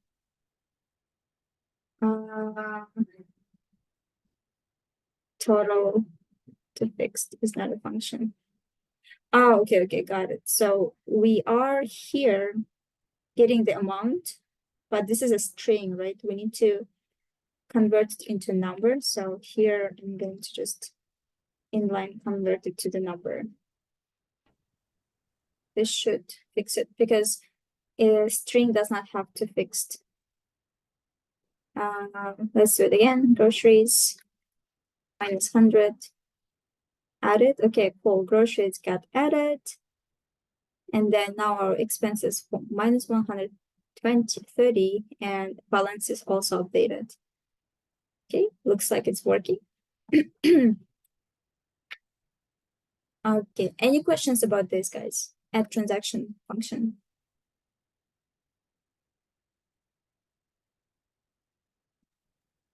Yeah, I have a question, Manir, about this randomly generate IDs. Why we are randomly generating here? Is it possible just we can randomly generate similar IDs? There are different libraries that you can import if you want to. But Okay. basically why we need ID, because every amount, like every object should have its own identifier, because later on we're going to delete them, remove them by their ID, like recognizing them by their ID. So we need to have a unique ID for all of them. Is this So that- is this ID is going to be used only in front end, or it's gonna be later on saved somewhere in the database with this Yes, ID? we will save it together with mock data. Like the whole thing will be saved. Okay. Yeah, it's like Thank it's unique identifier. Mhm. Here we already have 4 objects. They have ID 1, 3. Okay, the new ID will be random or 5, 6, 7, 8 like this. Actually, they might be in some weird case, like there is like 1 in a That is 10,000 chance that it will be 1 or 2 or 3 or 4. Then of course we are in trouble. But this is just a how to say, it's just a it's a local project. For us it's fine, but if you want it to be for sure unique, you can create a unique identifier, like a unique string, or you can use a library to get the random ID. But in this case, yes, we can have duplicate, and if we have duplicate, then we are in a little bit of trouble. Yeah, it's not a perfect solution, but for our case, if you want to make this chance even slimmer, you can get this number even bigger so that there is a fewer chance that you will have a duplicate ID. So Manir, in the real life cases, is it gonna be that random ID is gonna be provided by backend team? No, And there are libraries that, for example, at work we use GUID, random ID generator libraries that you can install to your project. Okay, that ID will be generated by front end team, right? Not Sometimes you do need to generate it in front end, but Oh, most okay. cases backend will provide you with the ID. Okay. Yep. Thank you. Sure. So now, if you don't have any other questions about add transaction, let's now take care of removing items from the UI. So I'm going to create a separate function for removing, maybe over here before the init. So function remove transaction. And this one will take ID as a parameter, as an argument. So remove transaction, we will call this on button click. So I'm going to add it as inline element to our button. So on click, we want to just right here on click, on click, we want to run this function. And this one will take ID. So I'm going to pass $, curly braces. How do we get ID, guys? ID of this transaction. Transaction ID dot. Exactly. Transaction ID. I just Yeah, yeah. Mhm. just like that. Okay, I just need to make sure I close that quotes. Yeah, so here we open the quotes, remove transaction. We will pass the transaction ID and close the quotes. Okay, cool. So on button click, this function should run. And what it does is it just needs to remove that transaction from our transactions array, yeah, where we are keeping all these transactions. We need to remove transaction with this ID. How do we do it?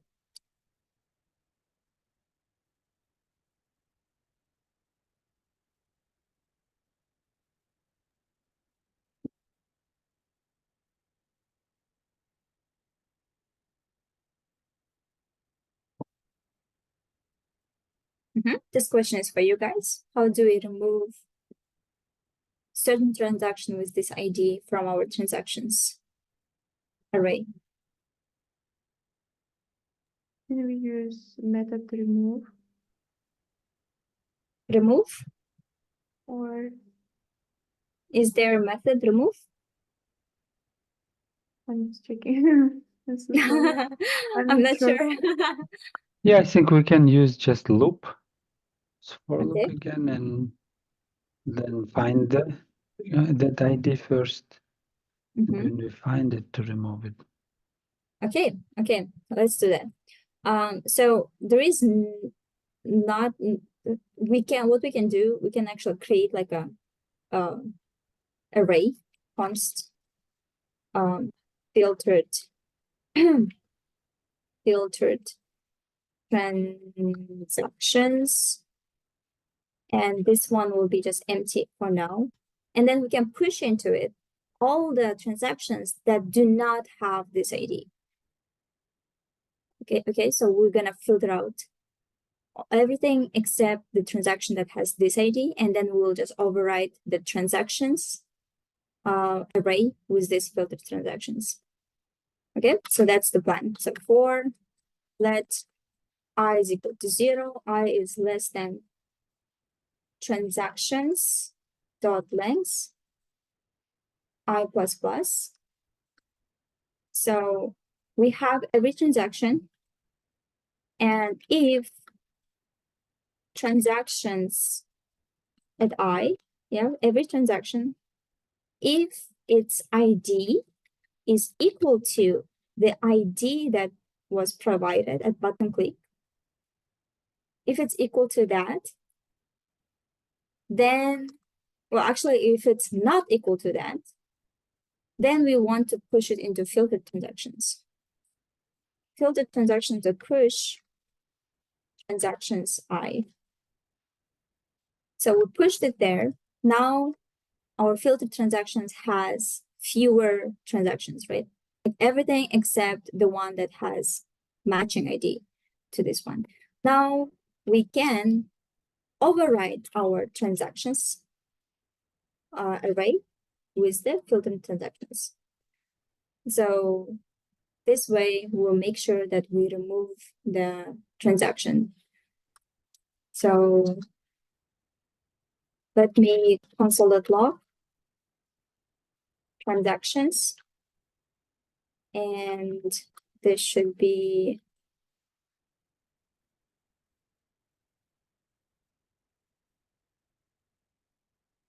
okay. So let's say we are going to remove book, yeah? So let me click this. So before, transactions had 4 elements, yeah? Now it has 3 elements, and it does not have the book array, book element, the one that has book and -10. So we did successfully remove it. Now we need to update the UI. So every time we do any kind of change, we need to update the UI. So how do we do it? We just need to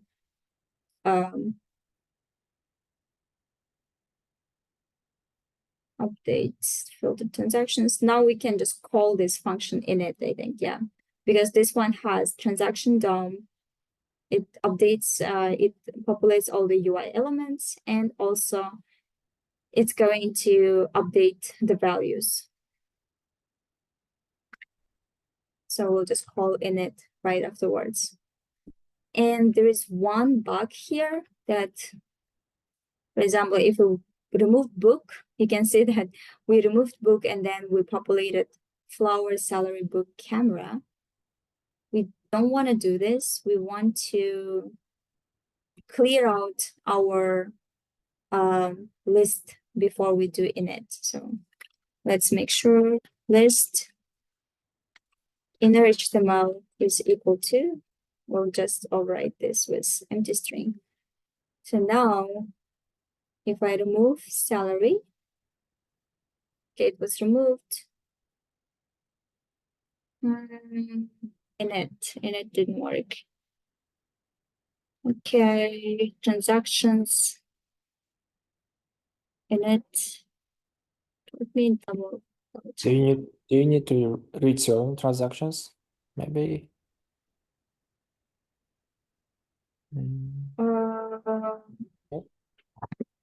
Just a second. Could you say again? Maybe you need to return transactions. Transactions. Yeah, we do I- have transactions here. And then init should run and it will. Update. Okay. Here we are doing mock data. Okay. Now I get it. So now it should not be mock data because that's the initial data. It should be transactions because we are working with transactions here. Yeah, one setting I told you, but I was ignored. What is it? Yeah, I thought about it when we created this function. I thought it. Okay, let's try. Okay. So, okay, now salary is gone, book is gone. Okay, we update the UI correctly. One thing is that update values not working. Okay, why it's not working? We are doing init and update values. I think update values probably is also taken from mock data. Okay, this should take from transactions as well. Right. So now we have we are getting from mock data. And then on the change, okay, everything is getting updated. So 450, if I remove 300, okay, 150 and 140. Now I think it's working good. Yeah, it's good. Manuel, can you please explain one more time. You put init function into remove transaction. Into the remove transactions, yes. So we remove the transactions. We just make sure that we update everything on the UI. By So because our init, transactions array has changed, Mhm. we need to remove the li on the from the UI as well. So we cannot just remove it. We could just remove it by like finding that element and removing it from its child, like from parent element. But that's a lot of manipulations, DOM manipulations. That's another way actually you could do it. But then we need to remove it and then update this each value separately. So instead of doing that, we just reuse this init function that we created before. So this init function, it will just clear everything from the UI. So like clear everything from these transactions from history, and then add every element from transactions array that was already filtered. So you see, we filtered out the ID. So it will just add every list element into UI and then update the values that are coming from transactions array. I thought it's just for having some connection, but it means after the remove transaction function, init will work, right? Just Yes. And it will just run init again. and we have two init functions which works. No? No, just one init function. We call it in the beginning when we reload the UI one time, and every time when we remove Oh yeah, it will update it again. call twice. I can. Yeah, we are running it twice, exactly. Thank you very much. Yeah, it's clear. Thank you guys for your questions. I hope that we are, if you have any other questions, let me know. I hope otherwise that the rest is clear. So now we have the remove transaction functionality working. I think only thing that's remaining is getting this directly from local storage. So let's try that. Before we do, I want to remove this because this is also connected to the local storage. So how do we get the local storage? First, let me just local storage JavaScript. I will just show you some syntax. Local storage property. So it has its own methods of storing things and removing things from local storage. So if you want to add things into the local storage, so you can use set item, and the first argument will be the key, and the second argument will be the value. So you can put things as a string value, but you can also store arrays as well into local storage. You just need to stringify it first. And if you want to get things from the, so for example, you stored my cat, right? And the name is Tom. If you want to get this value of the my cat, you can just get item and pass the key name, and you will get the Tom, the name of the cat, yeah. And then you can remove the item from local storage, or you can fully clear local storage. So if you have multiple items, you want to remove certain key and value, you can use this one. Otherwise, if you want to wipe out everything, you can just use clear. So it's very short, like a very dense few functionalities that you have, but local storage can be useful in your applications. So we do use at work as well local storage or session storage to in order to avoid making a lot of calls and into the backend API calls. So you can just store something in the local storage and reuse it, allow it to reuse it. Sultan, you have a question? And what's the difference between storing in variable and storing in local storage? If it you usually use it when you like switching between like multiple pages Exactly, yeah. So Yeah. it will be accessible in the or same browser in different tabs. So for example, if because you have an if you like application, switch to another page, the variables will be cleared. no, it will be still persisting. Like for example, if you put something into local storage, it will be there until you clear it, until you I mean like explicitly remove it.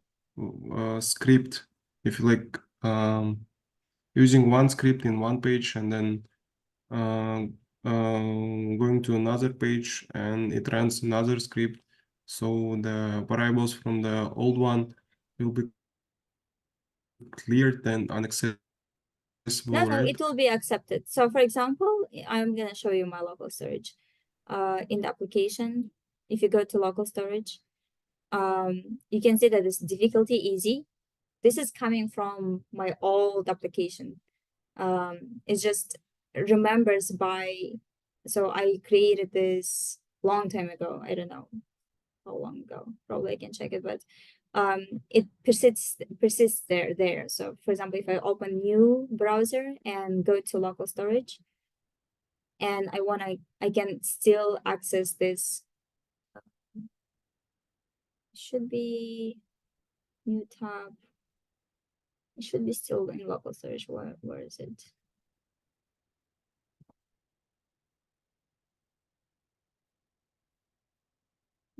Application 150.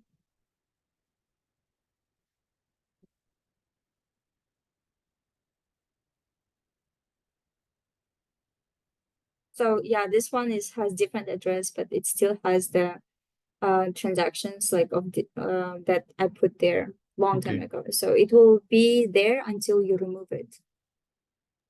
Or close the page. Yeah, even if you close the page, yeah. So there are different storages. Local storage will be in the memory of the browser. Oh. Even if you go to different tabs, it will still be there in the browser. And there is a session storage, and this is the storage that's only available in your current session, in your current tab. If you go to different tab, the variables that you stored in session storage will not be there in a Oh, different tab. Yeah. okay. So that's the difference between And local storage. what's the size of the storage? How many Local storage, as I remember, it's like gigabytes? Yeah. like 30 megabytes, I think. And session storage is fewer, like 5 megabytes, I think. I need to double check that, but session storage is smaller than local storage. And You can store some data. which one is accessible faster? Which one is Uh, faster like to access? I think both are readily acceptable. It's just you need to know the limitations that session storage will be only available in current session, in current tab. Otherwise, Okay, yeah. yeah, there is no like big Big difference difference. between in performance, I think. So let's Manuel, what's the difference between cookies and local storage? cookies are even smaller. They are like 5 kilobytes. So cookies can be sent to backend to the server. So there is like link between for example, like usually cookies you can store very few data, like very small amount of Okay, data. so cookies are different, right, than local Yeah, there are storage? 3 types of local storages that you can use as a usually you use as a front-end developers: cookies, session storage, and local storage. Cookies are the smallest. And Okay. actually, I can show you if you're interested. Local storage. There is a nice table. Session storage cookies. table. So there is like let me get images. Yeah, this one, I think this one should be good. Cookies, yeah, 4 kilobytes, local storage 5 megabytes, session storage 5 megabytes. It's same actually. Accessibility cookies, you can get any window, local storage, any window, session storage, same tab. You can, the cookies will be expired if you put like manual set on it, and local storage will be forever accessible. You can still delete it if you do like local storage clear, and session storage will be deleted on every time when you close the tab. So it's like the very, you can store the data for very short time. And how you can manually clear the local storage in Local storage, if you your use browser? one of this, you can remove item specifically by the key, the one that you, if you No, I know mean the like in settings of your browser. okay. Here I think yeah, this one will clear the local storage, so you can just clear it out from here up from application. Yeah. Go ahead. Yeah, what is local storage? Local storage is the storage that's in your browser. You can put there some data for short time. If for your personal projects, you can use local storage. If you don't want to connect to Firebase or MongoDB, you can use local storage. So it will allow you on page refresh to keep the data and grab it from the fetch it from the local storage. In big applications, local storage is used when you want to travel from one page, from one window to another window. For example, you're opening another window here, and you want that data to be easily transferred from one place to another place, then you can use local storage. And for example, on this page, you will set the key and value in the local storage. And on this page, you will just access it from local storage because they have different, let's say you cannot connect it directly. For example, one single page applications, they have own limitations when you want to open like a new page. The data doesn't always want to travel there. So you can use local storage to put the data for some time and then grab it on the new page. Or you want to use local storage if you want to avoid calling API many times. For example, you know that your user is gonna always work with certain data set, and you want to keep that data set in the storage of the browser for some time while your user uses it. So you can keep it there, and this way you will avoid making a lot of API calls. Thank you. Sure. So let's actually add it. So for example, right now I want to comment out mock data because we are not going to use mock data. We're going to use get the data from local storage. So I'm going to create here const local storage and actions. So this one will get the items from local storage. So local storage dot get item. So this is the method how you can get item, and we want to get item called transactions. In the first one, like in the first time when user logs in and they want to use your app, there is not going to be transactions. So this one will be null at first. So here for the transactions, by the way, we will be storing it as array, but when we get it, we want to get it as an array, right? So, but in local storage, the data is stored as a string, so we want to parse it first. So we're going to use JSON.parse method to parse from string to back to array, because this transaction should be array, just like this structure. And then transactions. So first, local storage dot get item. if transactions are null, oops, get items, transactions, if this is not equal to null, then we can get the local storage transactions in this variable. Otherwise, we can set it to empty array. And why this one is cannot redeclare block scoped variable local storage transactions. What? Вопросительный знак. Oh yeah, thank you so much. So we got the transactions and few things that where we need to update things. So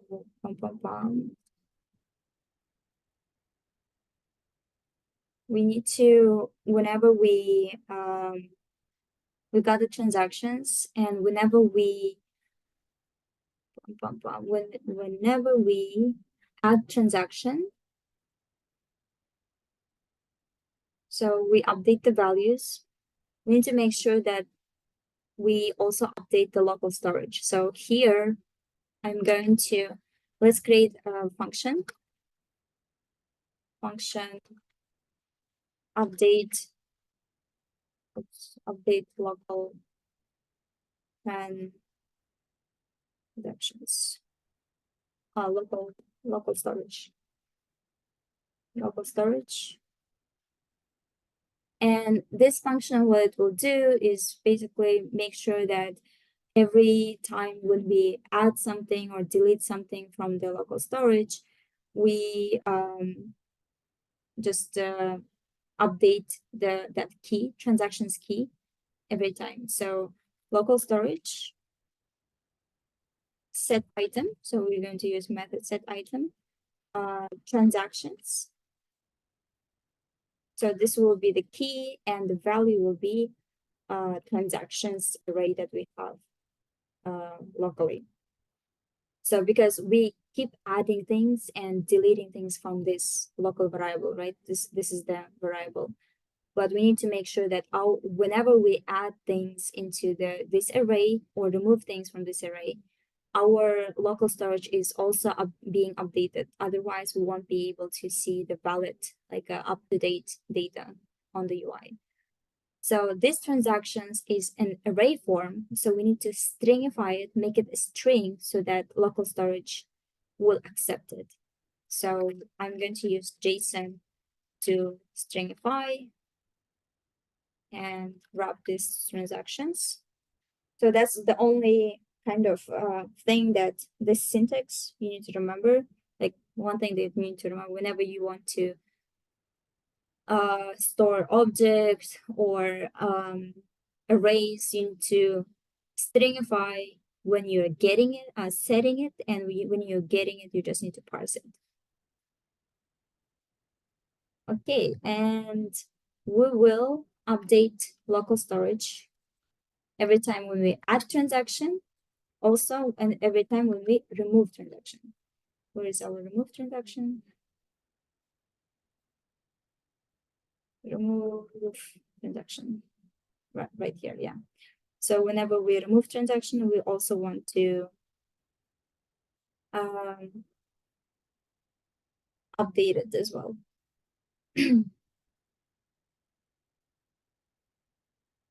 So before, we can just do right here.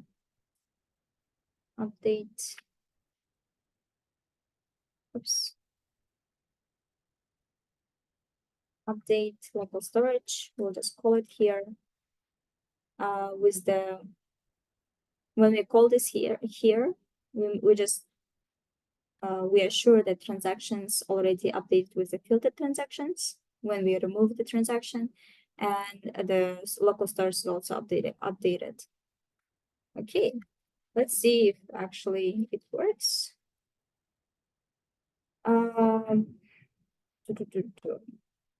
So when we load it, initially there is nothing there. Then we add flowers minus 100, add transaction. Nothing happened. Okay, let's go back. Add transaction.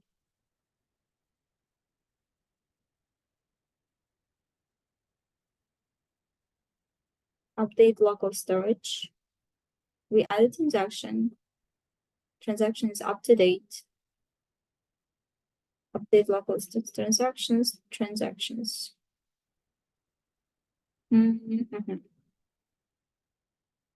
Why didn't work? Update local storage. Let's get here the locals in console log transactions.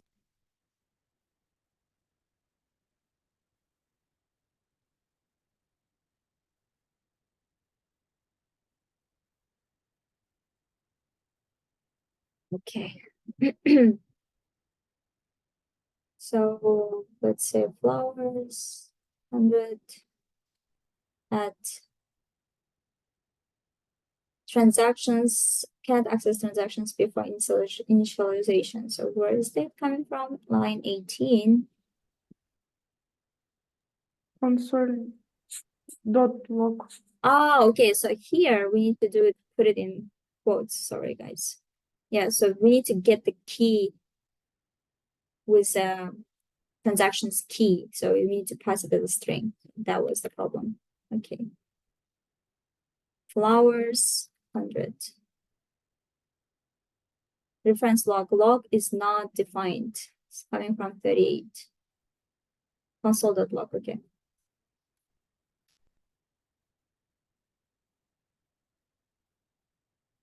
Let's do it again. Okay, nice. Flowers. Income, 100. This one is 100. So this should be, okay, let's delete it. We need to also make sure we update this text and amount as well. So flowers, minus 100, add, okay, it comes as expense, updated here. Looks good. And one thing, after we add transaction, let's just clear out our inputs because they're not clearing out. So let's do text.value, empty string. Oops. Where did it go? Nice wallpaper. That's it. Nice wallpaper. Thank you. It's auto set by my Windows. I don't know. The amount also will be empty string. Okay. So 100. Now we can add salary. 10,000. Add transaction. Cool. We have salary, income, expenses calculated. Everything is cleared out. If you want to add something without the amount, we will have an alert. If we want to add something with amount but no text, also get alert. No input also should get alert. Okay, nice. And on refresh, will also, this data will persist, so it will not go away anywhere because now it is coming from local storage. Cool. Manner, can you put any test with 0 amount? 0. Yeah. Text test. I think it will add 0. Yeah, maybe we'll add also 0 as a invalid amount, like minus or 0. So for example, if it's or if amount dot value is less or equal to 0, please add a valid text in amount. Yeah, let's update like this. So if we put 0 and flowers, then we'll also get alert. Or if it's minus value, we'll also get alert. Nice. Okay.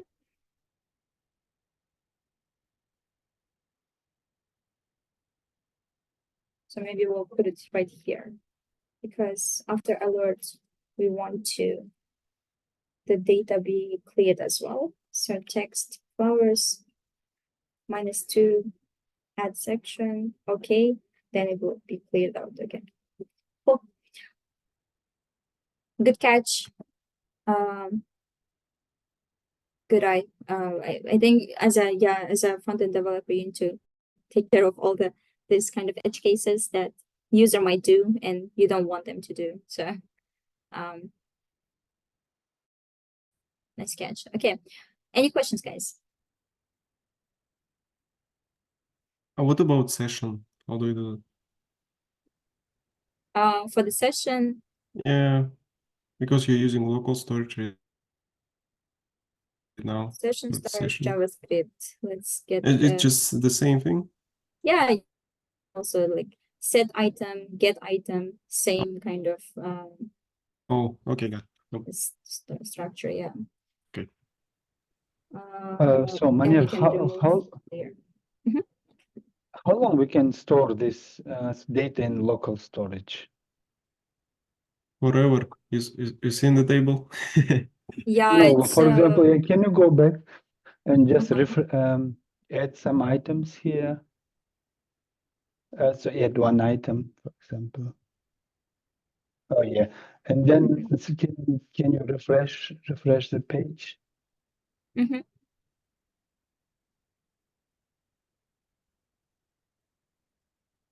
Okay, it's gonna it will stay there, right? So Oh when yeah, you yeah, it will stay there until you remove it. so yeah, if you close this tab and open it again in a new tab, it's gonna be open this. Yeah, it will stay. Okay. Then so it's kind of a local database, right? So we can have our own app. Yeah. And everything and store the data here Mhm. in the computer. Yeah. Oh, okay. Yeah, the browser will store it, so it's in the browser right now. Browser, So you can does the browser have some garbage collector to remove the local storage because it's gonna be like you open every day you open like 100 websites like different and it always clearing the space or what does it do? I'm not sure. I think it will store the history. I'm not sure how long Somewhere though. else? Yeah, it does store the history. Yeah, if you go to history tab, it will have all your history. But probably there is some kind of limit how long back it will go. Mm-hmm. I'm Okay. not sure about that. Then how do you debug the JavaScript? Because sometimes it doesn't work and you just don't know. And yeah, do you have some like step by step? Like you press the step and then it goes further on the line by line. Yeah, it does. It does. Like debugging. Let me see. It is. Yeah, we haven't done any debugging yet. We'll have a separate session for that. Okay. So when you're running you can debug React and Vue.js. So for the React and Vue.js, there's like a separate React developer tools and Vue.js dev tools that will allow you to debug your applications. For JavaScript, I believe you can also do the same. Maybe we'll have like a separate class for that to show how you can debug. You can also debug it in your VS Code as well. So you can run this debugger. Maybe Okay. we'll have like a separate session for that Thank to you. how you can use it. Sure. Okay. If no more questions, we are that's it, guys. Thank you for staying active and participating in the class. Good job. I think you learned a lot. You were easily answering all the questions. So just And keep it up. one last question. Where Yep. can I get like projects somewhere? Because like we don't have any homework. Where can I For the homework, I would suggest you to go and do these homeworks. Let me see. on a Satec portal? Yeah, in Saytech portal, the best thing you can do right now, apart from building this project, is this going through practice projects. So this will, by now, you should finish easy questions and start doing junior.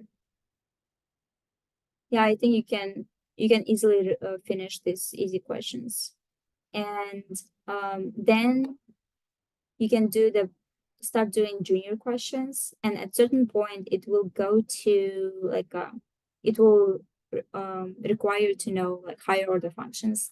When you get there, you can kind of ease it down, like, and relax a little bit, because next week we'll start doing higher order functions. Then you can go to medium questions and start doing medium questions. So in total there are like 150, almost 200 questions here. You need to finish them all. Okay, thank you. Bye then. Have a Yeah, good one. thank you so much, guys. Have a good night. Oh yeah, thank you, Manir. So in the Slack, can you please put it in the comments? Not to put in the main channel, just create a line of for today's and put everything so every code inside the comments. It is It's gonna- already, it's gonna keep- I sent already like the separate messages. Okay, yeah, but just in the for the future, just to put in the one line and put this code in the comment section. In Yeah, the sure. comments. Thank Yeah, you. thank you. Yeah, Okay, thank you. Thank you, Manir. Yeah, thank you. thank you.